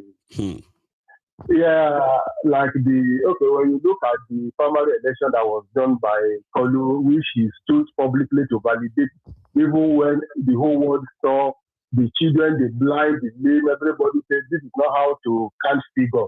He stood publicly and said that he validated everything that was done was right. I've heard him say so when they asked him a question that how far all is everything is perfect. So if at his level with all he saw, he says not on social media, but I know his grandchildren might have shown him how they are jumping numbers left and right, and he said everything is okay. So you see the type of leadership we have. And in 2023, the whole Nigerian, so the vote that INEC was able to give to him then was 8 million. But within the party of APC, and with all that have happened, he secured 11 million. Everybody knows that it's a fraud. So we see how they were counting the figures and the rest of them. So that one, even the blind know that it's a fraud. Regarding ADC, if you look, Bolaji initially said that there will be no primary, that it's expensive, there's no time, and that they are going to do. He said it publicly in the print media and the social media that they are going to do conferences. I think those are one of the things that trigger, and they already know who they are taking that conference candidate to. And I think after Obi left, the pressure left and right, and the pressure from Amaechi later make them to decide to go on this primary. So these are the issues there. And when Obi makes a very good and a smart decision for leading it, you understand, and looking at the factions that are there. So at the end, court might wake up one day and nullify the whole case, and that end the whole thing. And there's nobody who can complain to. I mean, their existence right now is built on whatever court says, and that is like standing on a sinking sand, on a shaky ground for a party that wants to dislodge the ruling party, but they seem not to bother. They continue with their plan anyway. Yeah, the other aspect is the issue of the security. You see, yesterday we were saying, and I made a comment that if Kolu really wants, because if you look out from the beginning, that they are not, all that they are saying is just a mere thing. They are not serious in curbing insecurity in Nigeria, because they brought the issue of state police. So if one state police that will have more power than individual, how do they implement that state police than empowering individual? For a country that is in need of this logistical, how long should it take to set up the state police that they have been talking about for 3 years now? For 3 years now.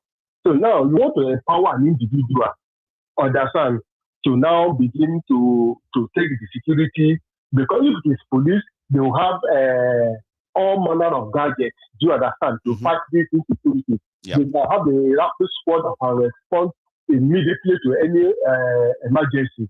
But individual may not have access to certain weapons, to such equipment to move about. Because when I look at the whole security from the beginning to the end, if the security, the CDS, will come to us as a country and say they are rehabilitating the terrorists for one reason or other, best known to them. And the police, the former police, in having a meeting with terrorists, and terrorists are determining the template of what they're going to do. So when you look at it from the security aspect generally, the people, they are not even ready. And it's unfortunate that we have a leader who have no emotional intelligence. They have no empathy. Because you can't, recently, I don't know these who have been rescued, the 416,000 people in Borno understand that they say they were kidnapped women and children, and when some of them wanted to escape, they say they beheaded 7 of them, something about 3 weeks ago. That one is still there. They are not, nobody is talking about it. And the issue of the latest one, the Osun State, on your state happened recently. The people, and these people, they have the mind to still campaign. Do you understand? When somebody is now saying there that it is political opponent that are doing it, APC has the power, Kolu has the power, whoever it is, to bring the people to the public and let the full weight of law upon them. And he's going to get the support of everybody. If he managed to do that, he's going to get the support of everybody. Because when people now say, oh, so these are the people sponsoring these killings in Nigeria this while, do you understand? To now mop up all these terrorists will not be hard because, number one, you have cut off their supplies and every other thing that keeps them going. They would die naturally within months. But no, they know some people are doing it, but they can't touch them. They say it's a strategy. That's a criminal strategy because, you know, despite that his election is still under how do I do it? People are still saying that he didn't win the 2023 election. Do you know Atiku is so Nigerian, and since that period, no death, not that the people will know that, but not in this mass nature. And those people that stole our Commonwealth, it's able to recover them. You know, say people will not even think about that, or people will just say, this is the right person. Because now it is not doing anything, it even aggravated the issue. So, and tomorrow you start saying you are complaining, people are saying it's opposition party, you have the law, you have everything to discipline these people. So how you now say it is people that are doing it?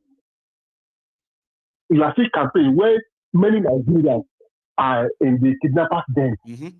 The people they see their brother, their family, they are still in IDP, no water. Let me tell you what happened in just last week. Tell us. And a friend of mine called me. He was crying. I said, what happened? He said the brother, they are doing this called village banger. This not that kind of business. Vigilantes. So, and vigilantes. You know how they arrest them? They took them from their local government down and they arrested these guys. 3 of them. Okay. That why would they hold their knife, hold this thing, that everything? They are not creating problems.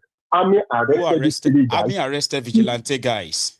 Army arrested the vigilante guys.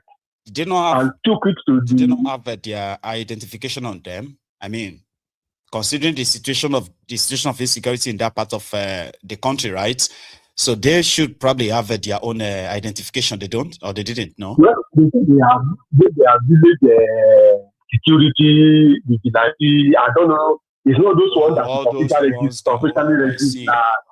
And the community authority identified that they are their children, and they are trying to do to protect the community from invader and attackers. To that, I'm telling you, I don't think that. But the people who come from far and need to come and destroy these people, they will come, they will go scot-free, and police will not arrest them. Do you know why Tinubu is so confident about 2027 election? Why? He's confident about INEC and security agencies.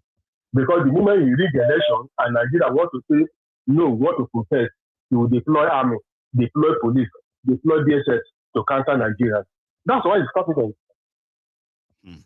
Because I don't see any reason. I don't see how he can win.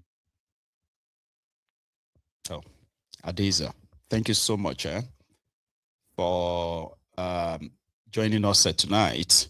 And we can take it a bit further. You know, in Nasarawa, where the former police IG, Adamu Mohammed, what is that his name again? It's like Adamu something. That guy that said he was cheated out of the APC gubernatorial ticket in Nasarawa, the former police IG. So he dumped the party today, and then is currently probably like fishing for another party. He's yet to make that public, okay? But his supporters in Nasarawa, members of the APC, had to set their own brooms on fire. That is, they are no longer members of APC.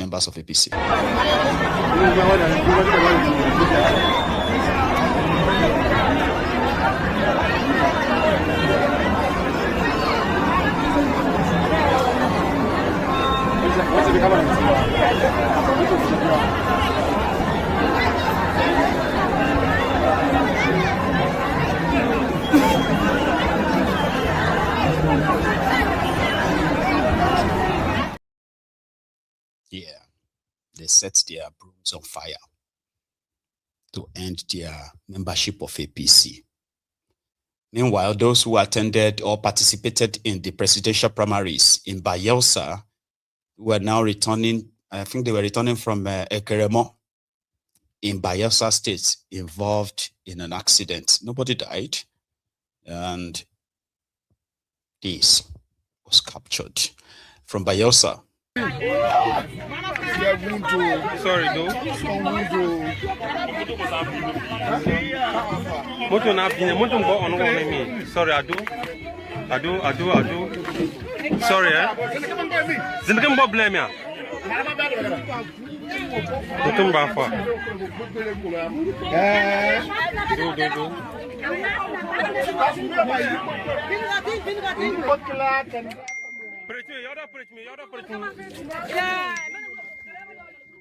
You're up. Do.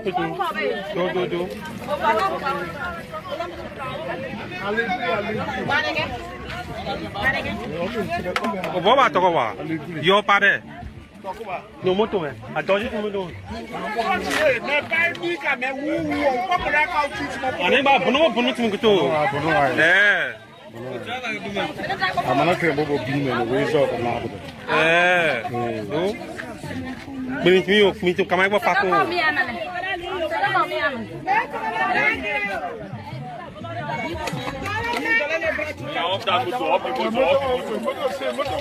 Off the motor first.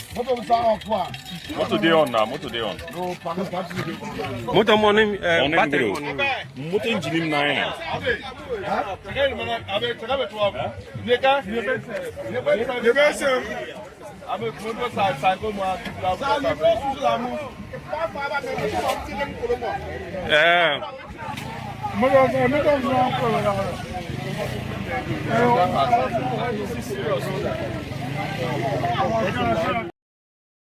Was a terrible accident, but of course the injured received medical treatment afterward.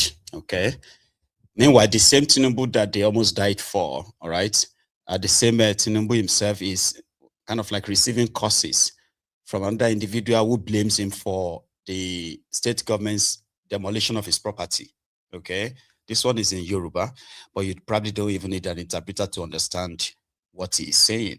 Okay, he's just so angry that they are demolishing his property, and they believe that this property is being taken from them to be given to the highest bidder. So he blamed Tinubu, so he cursed him. Bàbá wa Bọ́lá Ahmed Tinubu, Ọlọ́run láwọn tó sílẹ̀ kọjọ́ ni, ẹkún ìdààmú yóò mọ̀ jẹ́ tí àtọmọ yín o. Bọ́lá Ahmed Tinubu, ó ń parí ìjọba báyìí, ó fẹ́ lọ parí nínú ẹkún. Bọ́lá Ahmed Tinubu, ó ń parí ìjọba báyìí, ó fẹ́ lọ parí nínú ìbànújẹ́. Bọ́lá Ahmed Tinubu, gbogbo tó bí pátá ò ní jẹ́ ẹ̀kan nù wọn o. Bọ́lá Ahmed Tinubu, ó sunkún tọmọtọmọ, ó sunkún tẹ̀bí tara. Bọ́lá Ahmed Tinubu, gbogbo ìrandíran rẹ̀ wọ́n máa fi ẹkún wọ́n fi ṣègbésí ayé wọn ni o. Bọ́lá Ahmed Tinubu, gbogbo kíkọ́ tí níwáyìí ó máa sunkún lórí ọmọ, ó sunkún lórí aya, ó sunkún lórí ẹbí, ó sunkún lórí ara, lágbó Ọlọ́run lágbàá tó ń jẹ́ ayé. Bọ́lá Ahmed Tinubu, gbogbo kíkọ́ tí níwáyìí ó máa sunkún tọmọtọmọ ní tẹ̀bí tara ni o. Tó bá ti parí ìjọba báyìí, Bọ́lá Ahmed Tinubu, tó bá ti parí ìjọba báyìí, ó fẹ́ lọ kú ni o. Bọ́lá Ahmed Tinubu, tó bá ti parí ìjọba báyìí, ẹkún mọ̀ jẹ́ yìí ti tiẹ̀. Bọ́lá Ahmed Tinubu, bó ṣe ń wo ilé, bó ṣe wọlé mi, mo gbàdúrà láti òní lọ, omi jí ẹkún, omi jí ìbànújẹ́ ni ó máa sọ nínú ìwọ Bọ́lá Ahmed Tinubu. Mo gbàdúrà lókòkò yìí, Ọlọ́run wọlá gbé agbára méjì ayé ẹ̀yìn tọ̀run mo wà. Bọ́lá Ahmed Tinubu, ó sunkún tọmọtọmọ, ó sunkún tẹ̀bí tara. Bọ́lá Ahmed Tinubu, gbogbo nǹkan tó fi àárọ̀ ẹ̀kọ́ jọ, ọ̀sán ẹ̀kọ́ jọ, yóò bẹ̀ sí máa bàyójú ẹ̀mí ẹni. Bọ́lá Ahmed Tinubu, mo gbàdúrà fún ẹ, gbogbo ẹ̀yin president gómìnà tẹwà Lagos State àtẹnudẹ́gbẹ̀ àtẹnudẹ́gbẹ̀ tẹwà Lagos State bí wọ́n ṣe ń wúlé ayé yìí ẹ̀ ní jẹ́rọ̀ ọmọ tẹ bá ti bí ẹ̀ mọ̀ ní àkùfà ńlẹ̀ yìí ni o. Gbogbo ẹ̀yin abiyamọ ayé abiyamọ òdi ọ̀run ẹ̀ gbọ́ mi fi sàṣẹ gbogbo kíbi tí Bọ́lá Ahmed ti bá ti nílẹ̀ gbogbo àwọn tó mú ní plan fún sí ewu omi tí mo wà yìí láti gbọ́ àwọn tó lé ayé ẹ̀ sùkúl tọmọtọmọ ẹ̀ ní kí ọmọ yín mọ́ o. I'm highly disappointed of Nigerian government because the Nigerian government were highly disappointed in them due to foreseen circumstances.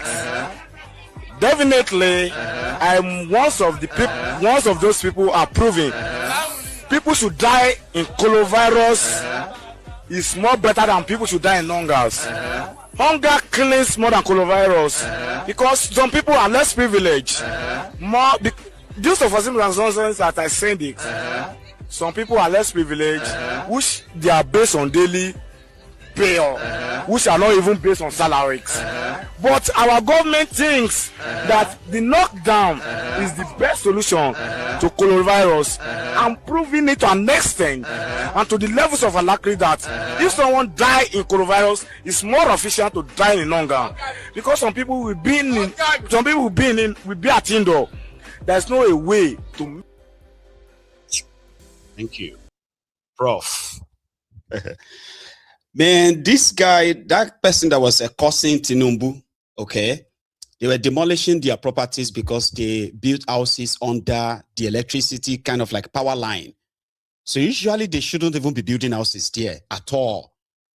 But they sold lands to them, they built with their money and the rest, and now they are taking it away from them. So he blamed Kolu. I have a caller who has been on the line for quite a while. Are you still there? Yeah, I'm still here, my ego. Oh, can you hear me? How are you? I'm very well, thank you. How are you? Yeah, I'm fine. Grand.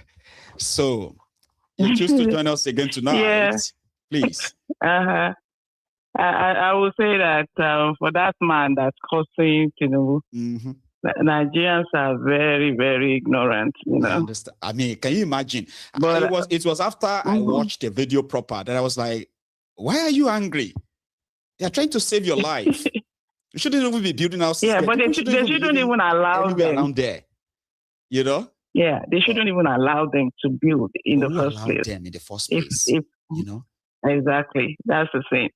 You know, because I know they do. They can't say that they don't know that they are putting up structures under the power line. Did you not see that stretch? They actually built up to the end of that kind of like a stretch of that power line. And I'm like, that's a city. You know, the Amuniles now. The Amuniles will just sell land and they don't care. Any available space. You get so everybody blames Tinubu for that. So it is Nigeria, you know. So anyway, here we go. So I was even calling for this. Please. I'm just curious. How is OB and the obedience? How are they planning on beating these people at this game? Because I still don't. I'm wondering what do they think they can do to unseat Tinubu with what they have planned so far? With a free and fair election, they stand a chance. That's what they say. How? Free and fair, where everybody goes there, one man, one vote. Okay. Was 2023 not fair and fair? No, it wasn't. Was it? Okay, so why do they think this one will be free and fair? Well, I believe they just assume. Because if we have to look at what, I mean, I get where you're going, okay? But here it is, right? If we have to be honest with ourselves, okay? Like, starting from the INEC, the constitution of INEC, as well as said, then the electoral acts, and many other things that are very much going to contribute to not making it free and fair. So it will be, I think it will be dishonest for someone to ignore all of that and then hope that it's going to be a free and fair election. How? So I get where you're going. Because now they've already made the electoral law unfavorable to them, right? Now they are stacking up numbers to justify whatever they have planned for 2027. That's right. So if INEC declares that, 25 million people vote in 2027. What are we going to use to counter it? APC already has 11 million out of that 25. That is members, oh. And ADC, if Atiku eventually, was able to make this work and he contested, they're gonna cook up their own figures too. Well. So are the obedience to gonna cook up some figures? Because I don't, So I'm going to leave that open to an obedient to answer, because right now that's technical. Because you see the way they are playing it right now. Okay, they are actually really flaunting. It's like they are test running what we are going to witness in 2027. Okay, and how it is going to pan out. Yeah. All right, so they are test running it. APC have done it. ADC is doing it. Are the obedient just going to make an announcement and say, yeah, these are our candidates, everybody is set and all that? We are not adopting direct primaries. We are adopting this because they will have the right to choose between the two anyway. You get me? Whatever they do is still going to be right in their electoral acts. But with these guys openly showing these numbers to justify whatever it is going to cook up later, I get that what would the obedient then use to say, okay, we too, we have this number. Exactly. Maybe campaigns. But would that be enough? I really don't. I just don't see it. I don't see how they want to. They cannot. I mean, you are not supposed to answer your questions anyway. So you were trying to throw it open. So we because I'm just thinking. I was just imagining the magic, because it's like they are thinking in a situation where ceteris paribus, everything works fine. That's what they are working with. But that is not the situation of Nigeria. So I still can't figure I stick on it. But they can surprise us in 2027. Yeah, maybe somebody will help us and probably give us a bit of a perspective that we are not currently seeing. All right, on these subjects. It's technical, but it's very, very important as well. Okay, so thank you. I am going to take another. And with Oloye Sunday, you want to add? Okay, please add something that my opinion. I think that maybe they're just trying to compensate that man for what he lost. Right. Because we already have existing security outfits that they formed. If Tinubu really wants to do something about this insecurity, all he has to do is just give those people, the authority to carry weapons. But he said he's given it to them. He said he's already given them the chance. Like at this point, right? Any terrorist encountered should be taken out. There's no point in arresting them anymore. He's already said he gave them the ball. Yeah, but did they allow them to carry weapons? Sorry? Do they allow them to carry weapons? Do they have? Or you are talking about other security outfits now? Yeah. Okay. Yeah, like the Amotekun and all that. So if they don't have that weapon to go after these people. No. So is he going to give Igbo that power to own and carry weapon and go after them? So if they're not going to do that, I just feel that they just let him set this up so they can give him some money to compensate him for whatever he lost during that other thing that happened. My conspiracy theory. I mean, you are not making it out of the thing here, okay? All this you are probably saying, they are from the opponents, pieces of what we have in public, okay? So, which could be either this or that anyway. So, you probably won't be totally wrong from your own perspective, all right? So, yeah, let's hear from others, ma'am, and see what they have to say. So, thanks so much. Thank you. You have a good one. So, I think I have another caller. Hello, can you hear me? Hello. Yeah. Hello, Maego. Hello there. How are you? My dear, I'm fine. How's the family? Oh, we are very well, ma'am. Thanks so much for asking. Yeah. So, Maego, what I say, as this election thing is coming, drawing near, I don't know if it is fear or the people are looking at it as like, is it really going to happen? Will Nigeria really change? So the reason I'm asking is, you see that question my sister that just called asked, right? Even me to have sat down and have asked myself that question, you know? Okay. And I'm like, okay, don't let me have a negative whatever in my mind. And the only reason why we are asking this question is because we know that the people that are in power right now, they are all bunches, you know, bunch of thieves, rogues, what would we call them career people. criminals. It is their job. That's their territory. It is their job. So we know that they want to go to any length, right, to grab the power. But the thing is, this is what I've been looking at. I see them coming, you know, in the same pattern they did, you know, in 2022, 2023 to grab the power. That is the same pattern they are using. If you watch, you see, when Obi was in ADC, do you see what they did? Another person just emerged and said he's the chairman, he's the this, is that. Now Obi left. Where is that person that was the chairman? She is still very much holding them, but it's just that the media is no longer paying too much attention anymore. Too much attention because Obi is no more there. Good. Now, this is what people should be asking. Why are they afraid?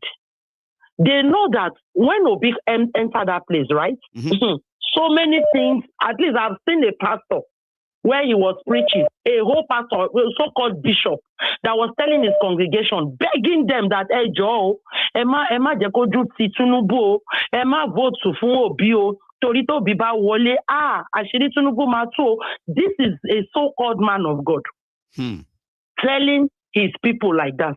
I want to ask question. Now, these people that are killing, these so-called terrorists that are killing people now, are they looking at Igbo or Yoruba face before they kill? No.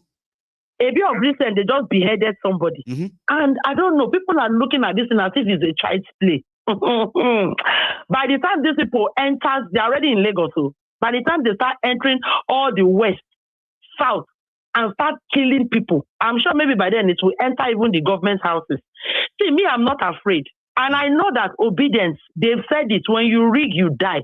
This is not 2023, where one Agbero will come and be, how will I say it, bullying people. My sister was telling me that on their street, that do I know that they came out as in Agbero. They were telling them, going from houses to houses, that Papa being that, and your Moiboshi, vote to Obi. I'm a shy pani. My sister said, people came out, even Yoruba people too, came out to answer them and like, Ben she shower pa no la mama gun pa. She sọ pé irú ayé tẹ́ ń gbé yìí, ẹ sọ pé ó dá, àwa máa gun yín pa ni. My sister said a woman in under their street, I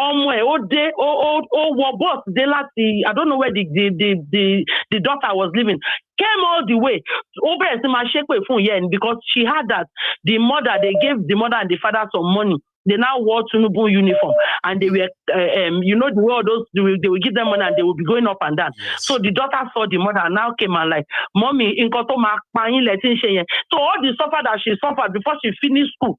Allah, God bless her. She's now doing a little job to even help the younger ones so that they will finish school. So, so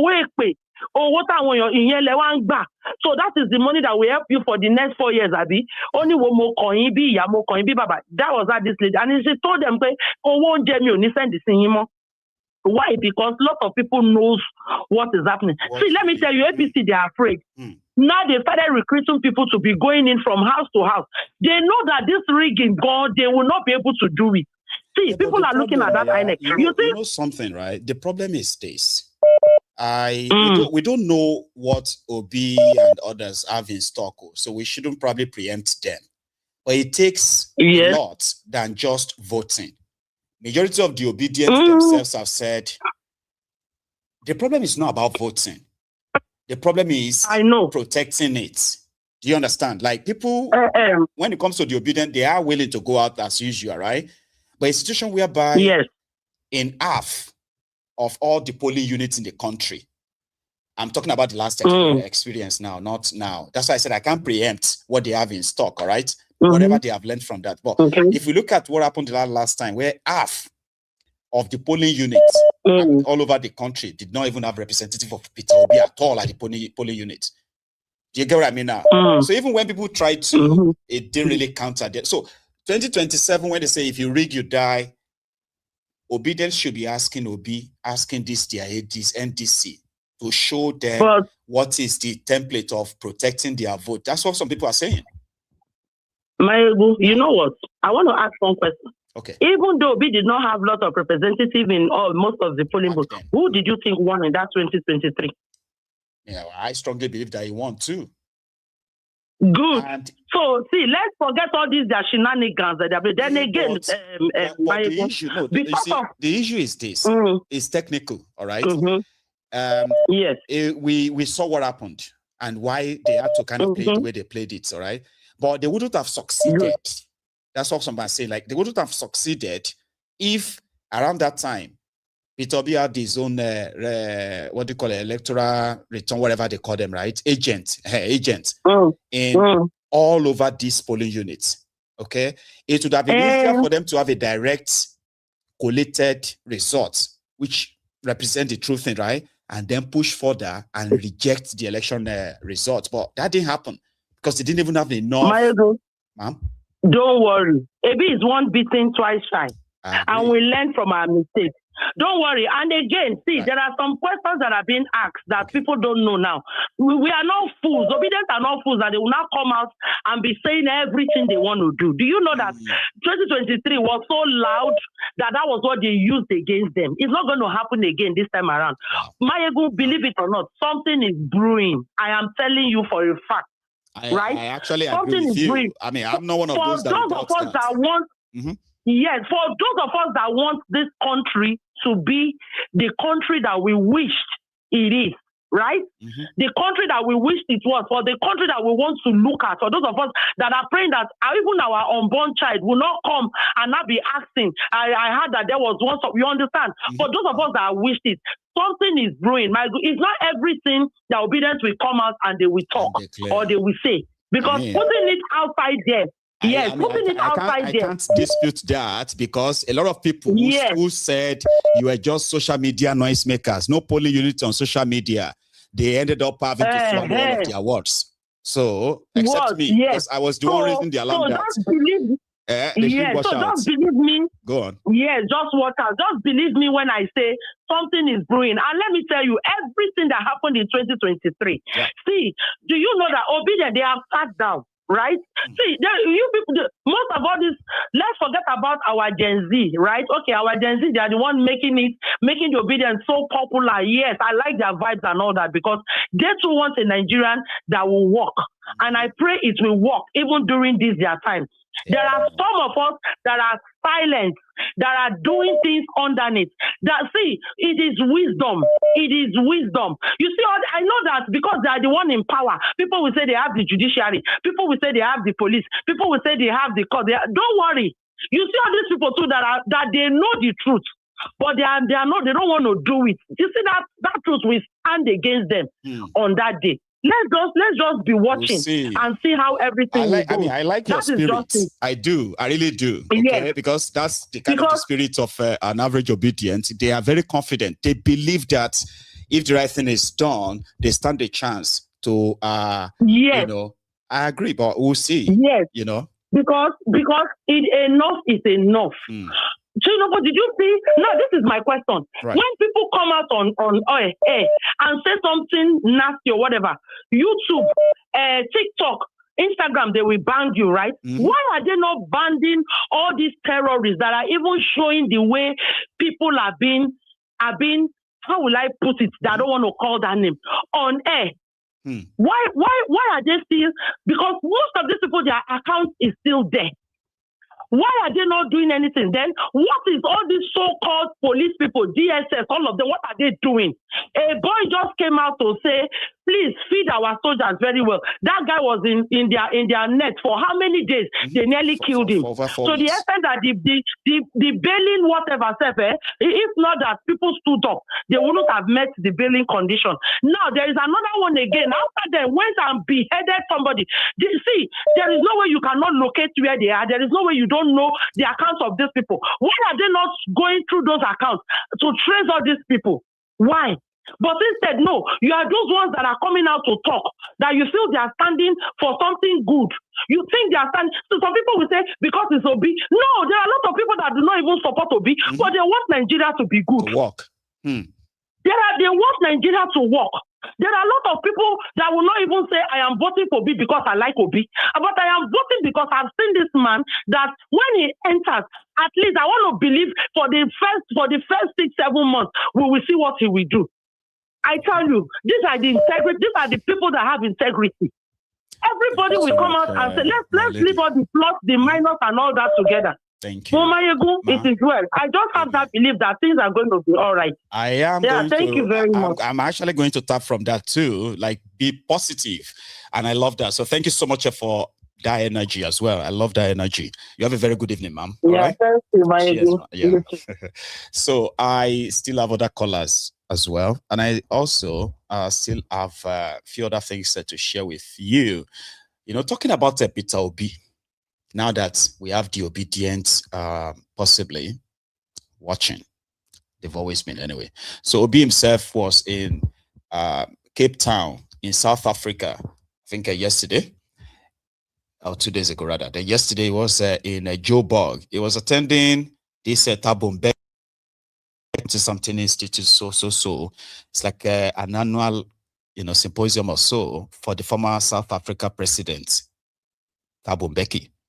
So they met, and afterward, I think he also addressed a group of Nigerians that hosted him too. That's Peter Obi. You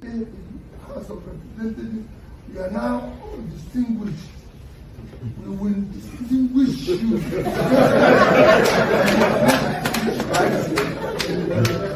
You know, they cannot continue to be honorable when they're totally dishonorable. It is time to question it. So don't tell me we should respect you. Who are you? We don't need to do two things differently. We need to look at ourselves. So there's no. Yes, how are you going to tackle the debt? No problem. We're going to tackle it. Nigeria was a country that had no debt in 2007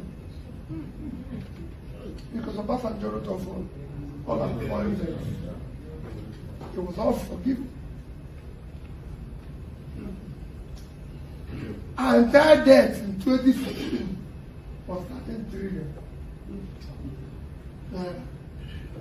Our entire debt today is almost 200 trillion.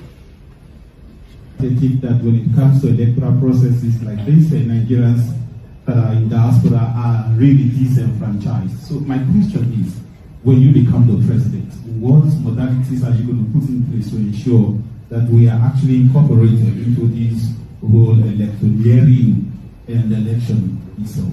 That's my first question. Secondly, I want to find out from Your Excellency,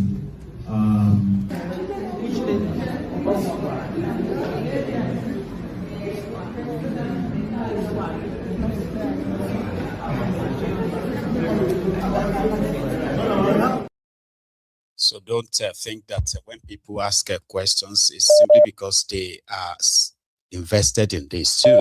The last, in 2023, it was reported that diasporan obedience raised over 300 or contributed over 300 million naira towards the Obi's presidential aspiration at the time. And that's significant. So therefore, he continued to now reach out to them, start waking up his base here and there. I have a caller here. Hello. One name. One name. Hey, one name the number. One name the number. Where have you been, Osita? I lost my mom, so I took a break from a lot of things.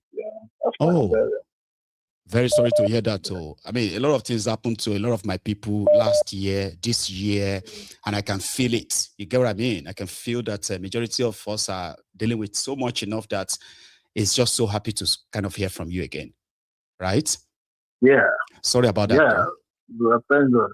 Yeah. Normally, I'm always on the program. I watch the program without commenting. Right. So anyway, you are probably like so loaded right now. If you have a lot to actually share, so let's get started. Osita. I just want to deal with the subject matter. You understand? One of our sisters came up and asked the question, and another of our sisters came up, asked the question, and elaborated with answers to that question. But let us look at this from this point of view. The kind of work that these criminals have put in order to frustrate the obedience movement. If I were to ask you which effort has they, or which one is greater, the one of 2023 or the one for 2027? You're asking me? Yes. Well, I am going to say the one for 2027 because 2023 shocked them. And it wasn't just APC. Good. It shocked the entire establishment. Good. And they said it will never happen again. Remember, that's what they said. In fact, we should be reminding this obedient too, that they've said what you did in 2023 will never happen again. Go on. Yeah, you just answered the question. Do you understand?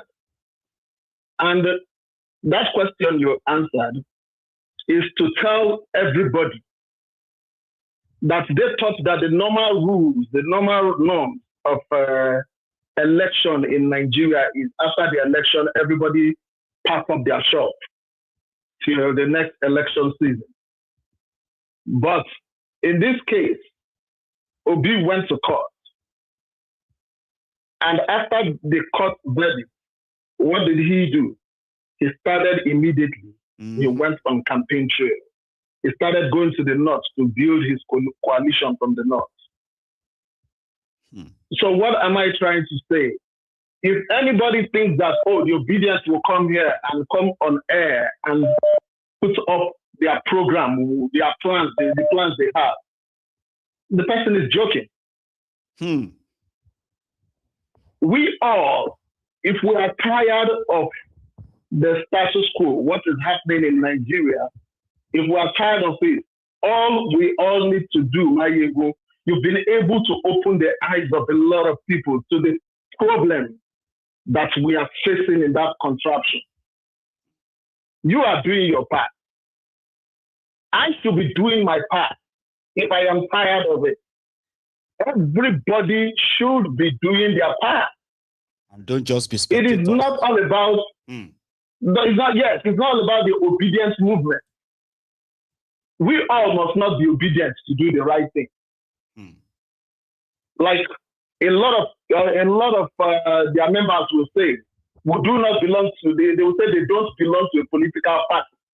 That's right. But it's a movement, it's an ideology. Even if somebody who is a supporter, Ayo Fire Sheda is a supporter of Tinubu, but he normally comes out and tells you that this obedience is looking at is not going away. He said it. That it is, that this obedience, they will unseat a sitting president. But when we keep asking, and when we keep looking at it and we keep saying that, they are just going to rig the election. What are these people doing? You think you can do it? If that's the question they want you to ask, the consciousness they want you to ask, the consciousness of planting doubts. So I have looked at it. Most of us have looked at it. That the best thing for the solution to our problem here is that we should go our separate way. But it has not been easy for us to go our separate way. Then when you cannot get it, there is another tangible solution to what you are looking for. which is good governance. The meaning of good governance for me, I do not know what people are thinking about. I mean, is that way as well is because people believe that they will get a good governance if they are not part of this arrangement. Anyway. Yeah, exactly. I'm following you. Go on. And if I do elect you, put you in power, and you didn't do well, I will vote you out. That is the meaning of good governance. So now we are not seeing it. The greatest negative effect that we have in this particular government that we are dealing with right now is insecurity. Hunger cannot kill any man, but you see, insecurity is going to take away everything, even your sanity. It will take it away from you. Now we do not have that. We do not have that security. I watched your program the day you played. You made a decision on Nnamdi Kanu, everything he said. You were one of the people that endeared me. I'm an Igbo man, a pure Igbo man to the core. At the beginning, I never liked Nnamdi Kanu because I thought where he was coming from. Too, many times, but yes, that was where he sat. I was thinking because of it came from that particular point. That means he is not good enough for what I believe on. But I started watching your program. I started seeing the way you were breaking his messages down. And I said, oh, let me start watching this guy. Let me listen to this guy without being biased. And I found out that he had the pains, the same pains that I have in me. And at the end of the day, we are seeing things going wrong. It's just like somebody coming on air and somebody will paint what Sunday Igboho is doing right now and say, oh, they are trying to compensate him. Are you trying to compensate him on doing the right thing or compensation on doing the wrong thing? Compensation is compensation. Even if it is right or wrong, it's compensation. But at what degree are you compensating? This person came out and said that nobody should come and to Yoruba land and do anything and campaign. And you are trying to tell us that maybe they are trying to compensate him. We have gone to the other side. Once somebody goes over to the other side, believe me, say it loud and clear that this person has gone to the other side. I might go to the other side, but the best thing I will do if I am eating directly from their pot or from their table, the best thing I'll do for me is to keep my mouth shut. But he's not keeping his mouth shut. Either you like it or not, what he's doing, what Tinubu is doing with him right now, because Tinubu knows, that criminal knows that he is going to fail election in some of Yoruba land, especially in Oyo State. As it stands today, he knows he's going to fail that election in Oyo State, but he's looking for people who will do his bidding, people who will beat people up, people who will harass people so that they will not come and vote. That is what he is trying to do with Sunday Igboho. I love anybody that wants to defend the life and property of the people. Which is right thing to do. But you don't have to, but you don't have to defend it to the peril of other people. Because that is one of the things that we should understand. Nobody is coming to give you the statistics or the data of which the way he is planning to do. What I am only advising everybody is that you are on this studio, you are enlightening all of us, winning souls to our side. It is my own responsibility to do mine in my own small space. Thank you very much, my brother. God bless you. Thank you very much for all that, okay? It's really good to hear from you again, all right? You have a very good evening, okay? And my condolences once again. Thank you very much. So I have another lady on the line. I want to believe this is a Charm. Is that you? Hello. That's it. It's you. How are you doing tonight, my lady? I'm very, very well, thank you. How are you? I'm very well too, and thanks for asking. So we're almost at the tail end of the program. And you are usually always around that time, by the way. Like after you must have digested a lot. I don't like this a lot. I don't like it. Your own MO. You always waited for until. No, okay.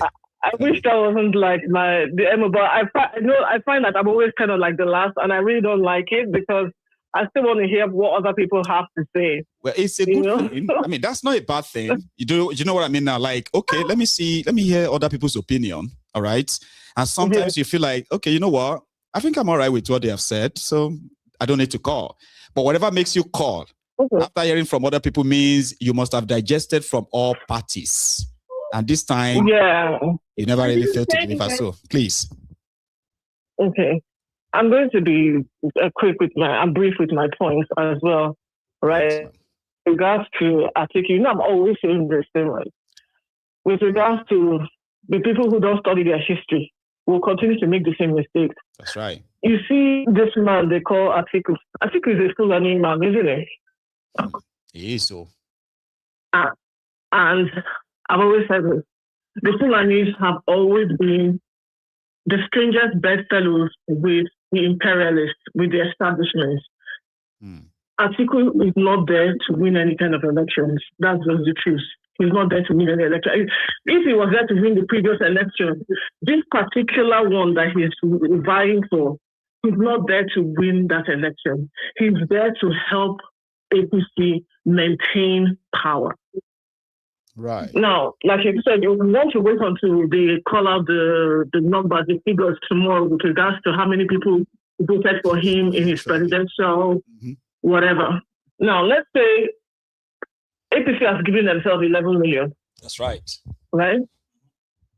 ADC will come tomorrow and tell us, maybe like some ridiculous figure like 6-8 million people voted for Atiku to become presidential.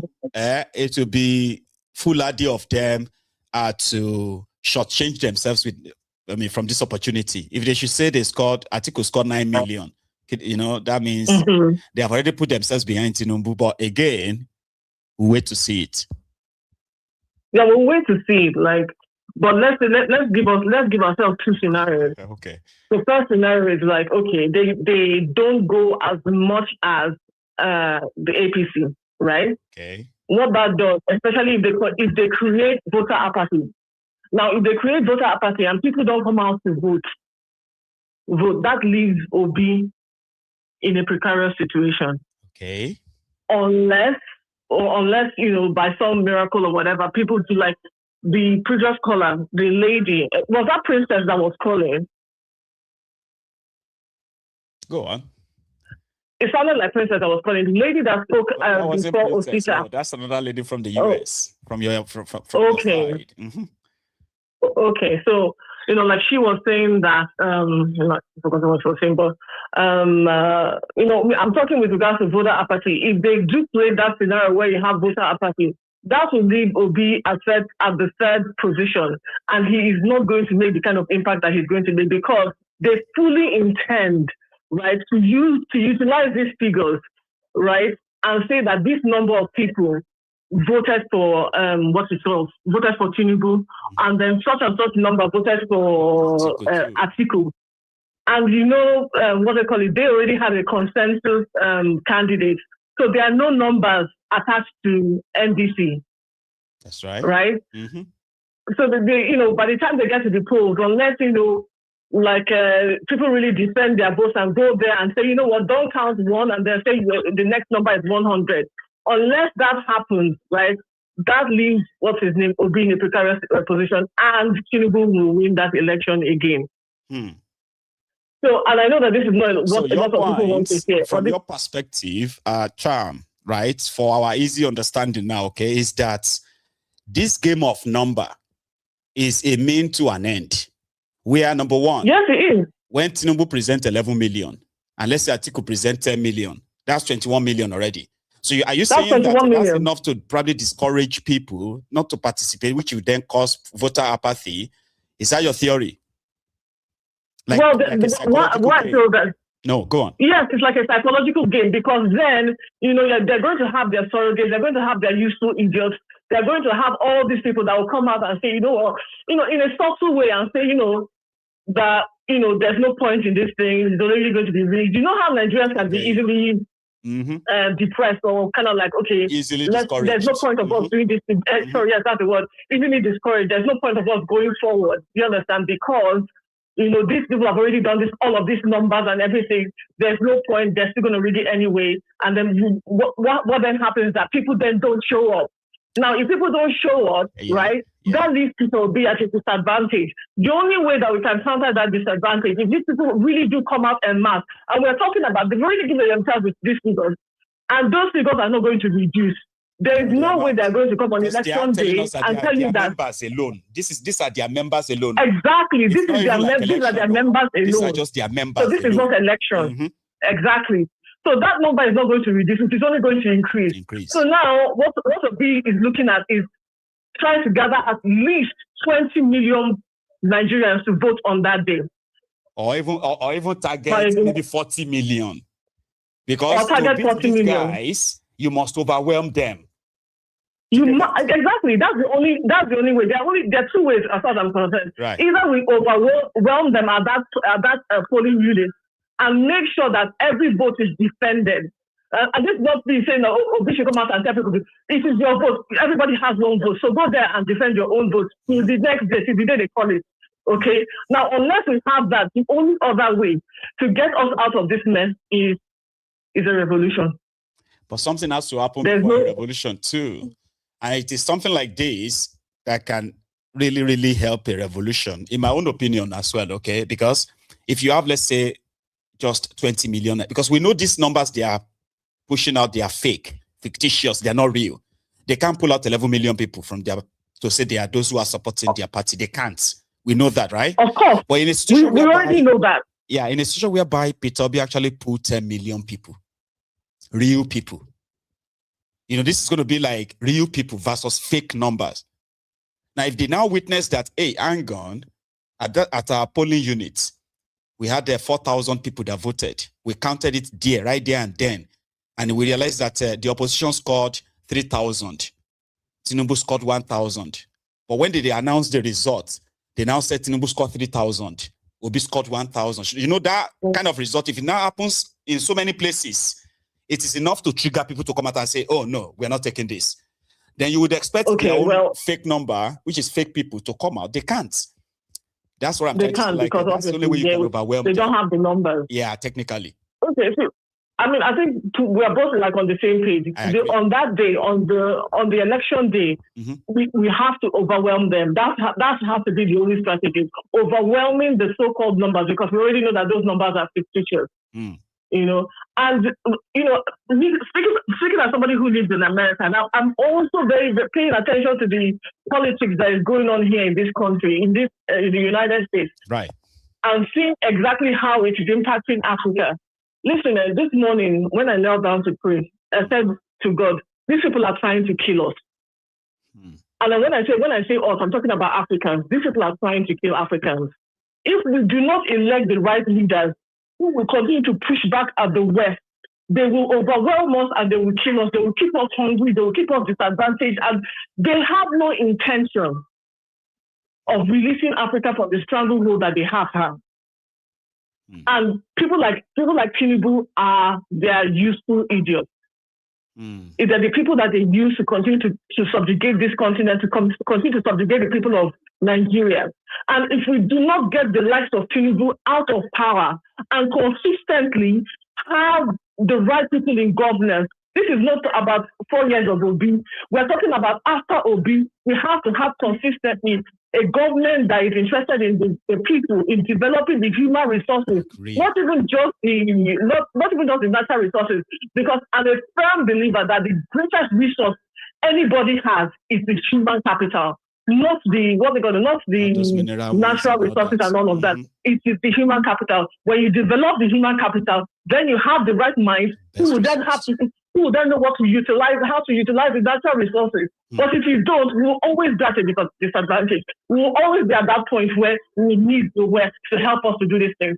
And I know that we have the capacity and the capability to do this things on our own. What we are lacking is governance. We do need to get Tinubu out of power as soon as possible. Charm. That's a charming presentation, I'll say. So thank you. okay, for taking time to join us again tonight. Okay, thanks a lot. You have a good evening. So that's a Lady Charm, brethren, in the Temple of Truth. I actually still have a few things to share as usual. All right, but this one tops it.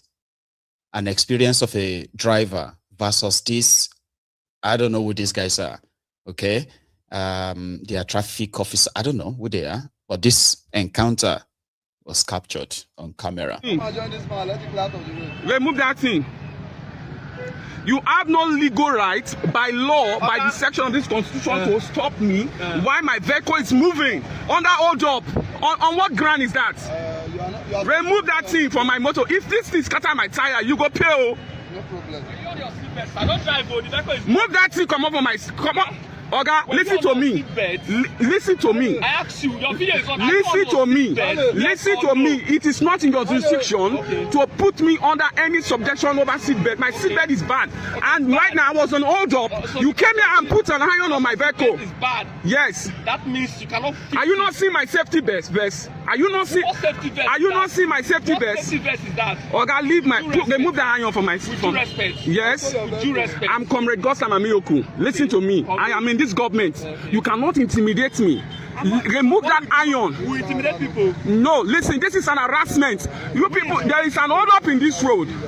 Whatever you are doing is illegal. Remove it. Take me to court if there's an issue. Take me to court. That is why you will follow me. No, remove that thing. Will I take you to court here? Remove that thing. Join you. We'll go to our office. You will not go any office. Remove that thing. 0808.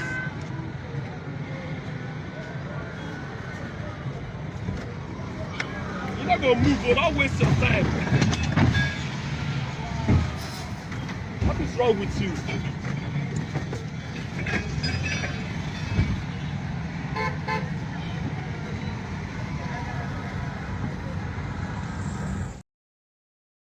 People everywhere. So he had no seat belt on. But he was telling those guys that he had a safety vest. You know those shiny, is that safety vest? How could safety vest save you from a crash that a seatbelt would, right? Why would, okay, Nigeria. Then he dropped I am part of this government, which means you don't have to stop me and all that. But that happened. Crazy stuff. In Lagos, right? I have actually seen people who live under the bridges, because there are so many bridges in Lagos. So you have homeless people living under the bridges. I have never seen people live under the Third Mainland Bridge before, because how would you get to your home? You will need a canoe. You're going to need a canoe to actually get to your home, this homeless person. But it is Lagos. I don't know. They're always improvising. Remember when they said that when they rob you on the Third Mainland Bridge and you are chasing the thieves, they will just jump into the water. All right? That's a nice one. Usually they say they can push you inside the water. So if you are robbed on Third Mainland Bridge, run far away from that spot if you can. All right? Just leave that spot. Now, people say that those who rob people on the motorways in Lagos are mostly those homeless people living under the bridges. But I think I have found those who live under the Third Mainland Bridge. Logistically, I can't really explain how this works.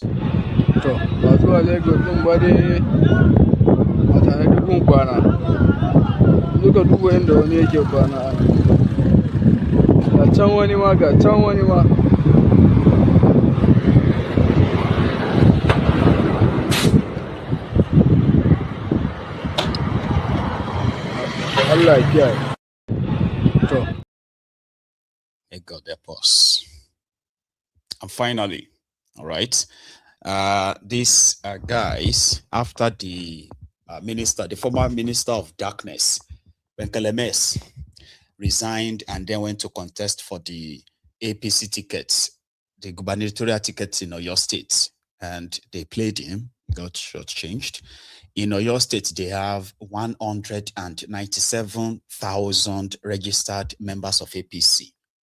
But by the time they finished their governorship primaries in the APC between Sharafa Ali and Adebayo Adelabu Benkelemes, They said that the Sharafa Ali scored over 560,000 votes or something, while Kwenkelemes scored 300,000.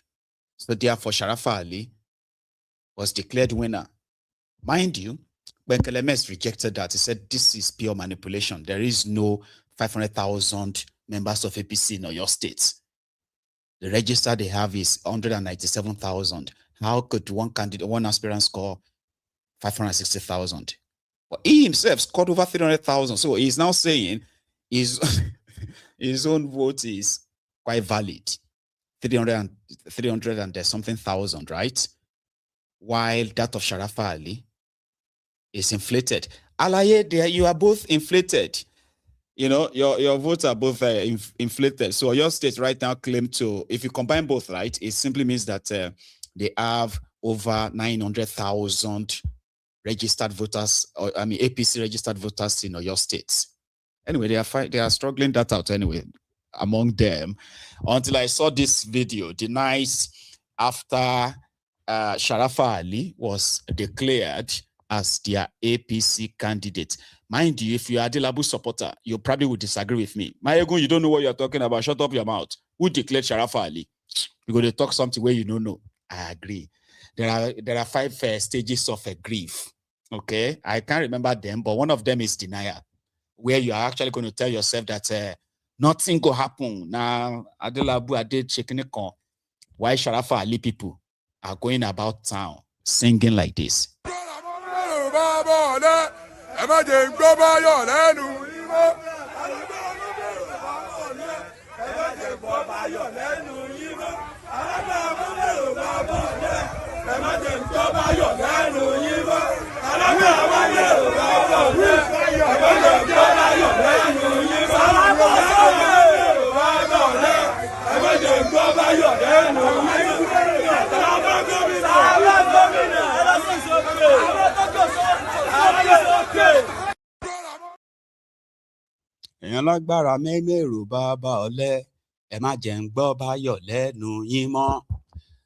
What that simply means is that those of you who no get sense, don't ever come to us and mention that by your name again. Ever. You should never, ever mention that by your. And they are members of the same party, APC, Egbekegbe. Anyway, let me say thank you to every one of us tonight. We've had quite an interesting evening too. The contributors, the callers, the super chatter, as well as the commenters, every one of you who has been part of this this evening, I want to say thank you. Okay. And a reminder too, if you haven't liked the broadcast, please like it now. All right. Just to show that you are here. All right. And then share it. And if you haven't also subscribed to the channel, you should do. And set your notification, set it to on. And I hope you get a notification the next time. So I'm going to see everybody another time. So until then, don't stop watching Mayegun. Good night. Udaro.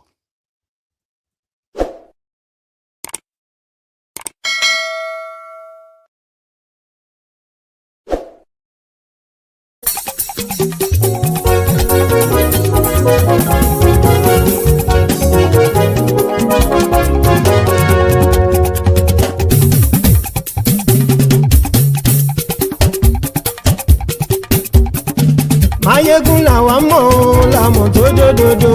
Mayegun Diary Ayíbi #1.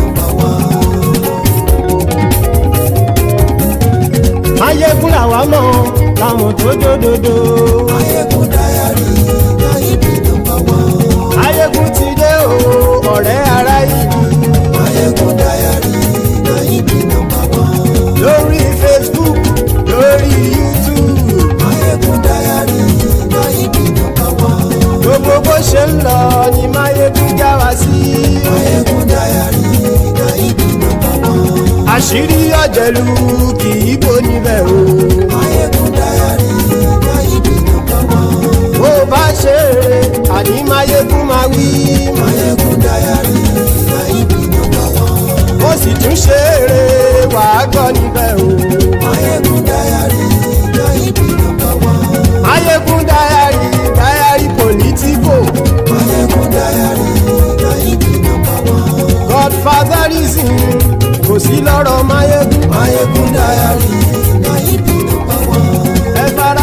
ṣẹ́ o kẹgbọ́rọ̀ lẹ́nu o.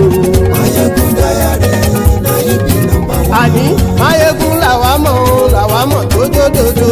Mayegun Diary na ibi nọ́mbà one.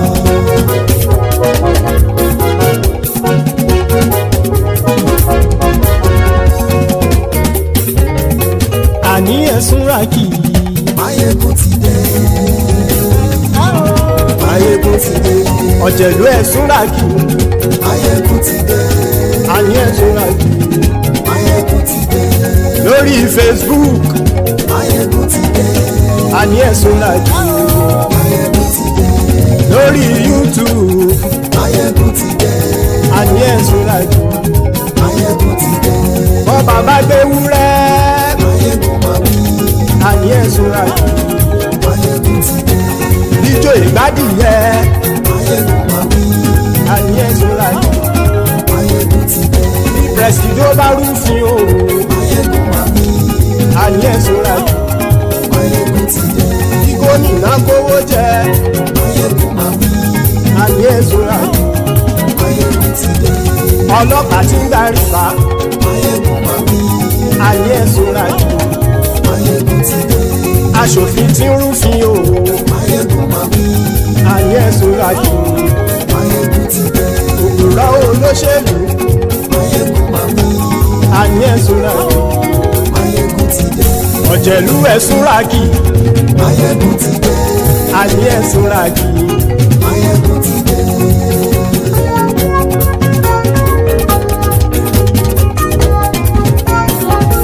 Mayegun ti dé. Gbogbo ọ̀jẹ̀lú ẹ̀sùn ràkì. Mayegun ti dé. Gbogbo ọ̀jẹ̀lú ẹ̀sùn ràkì.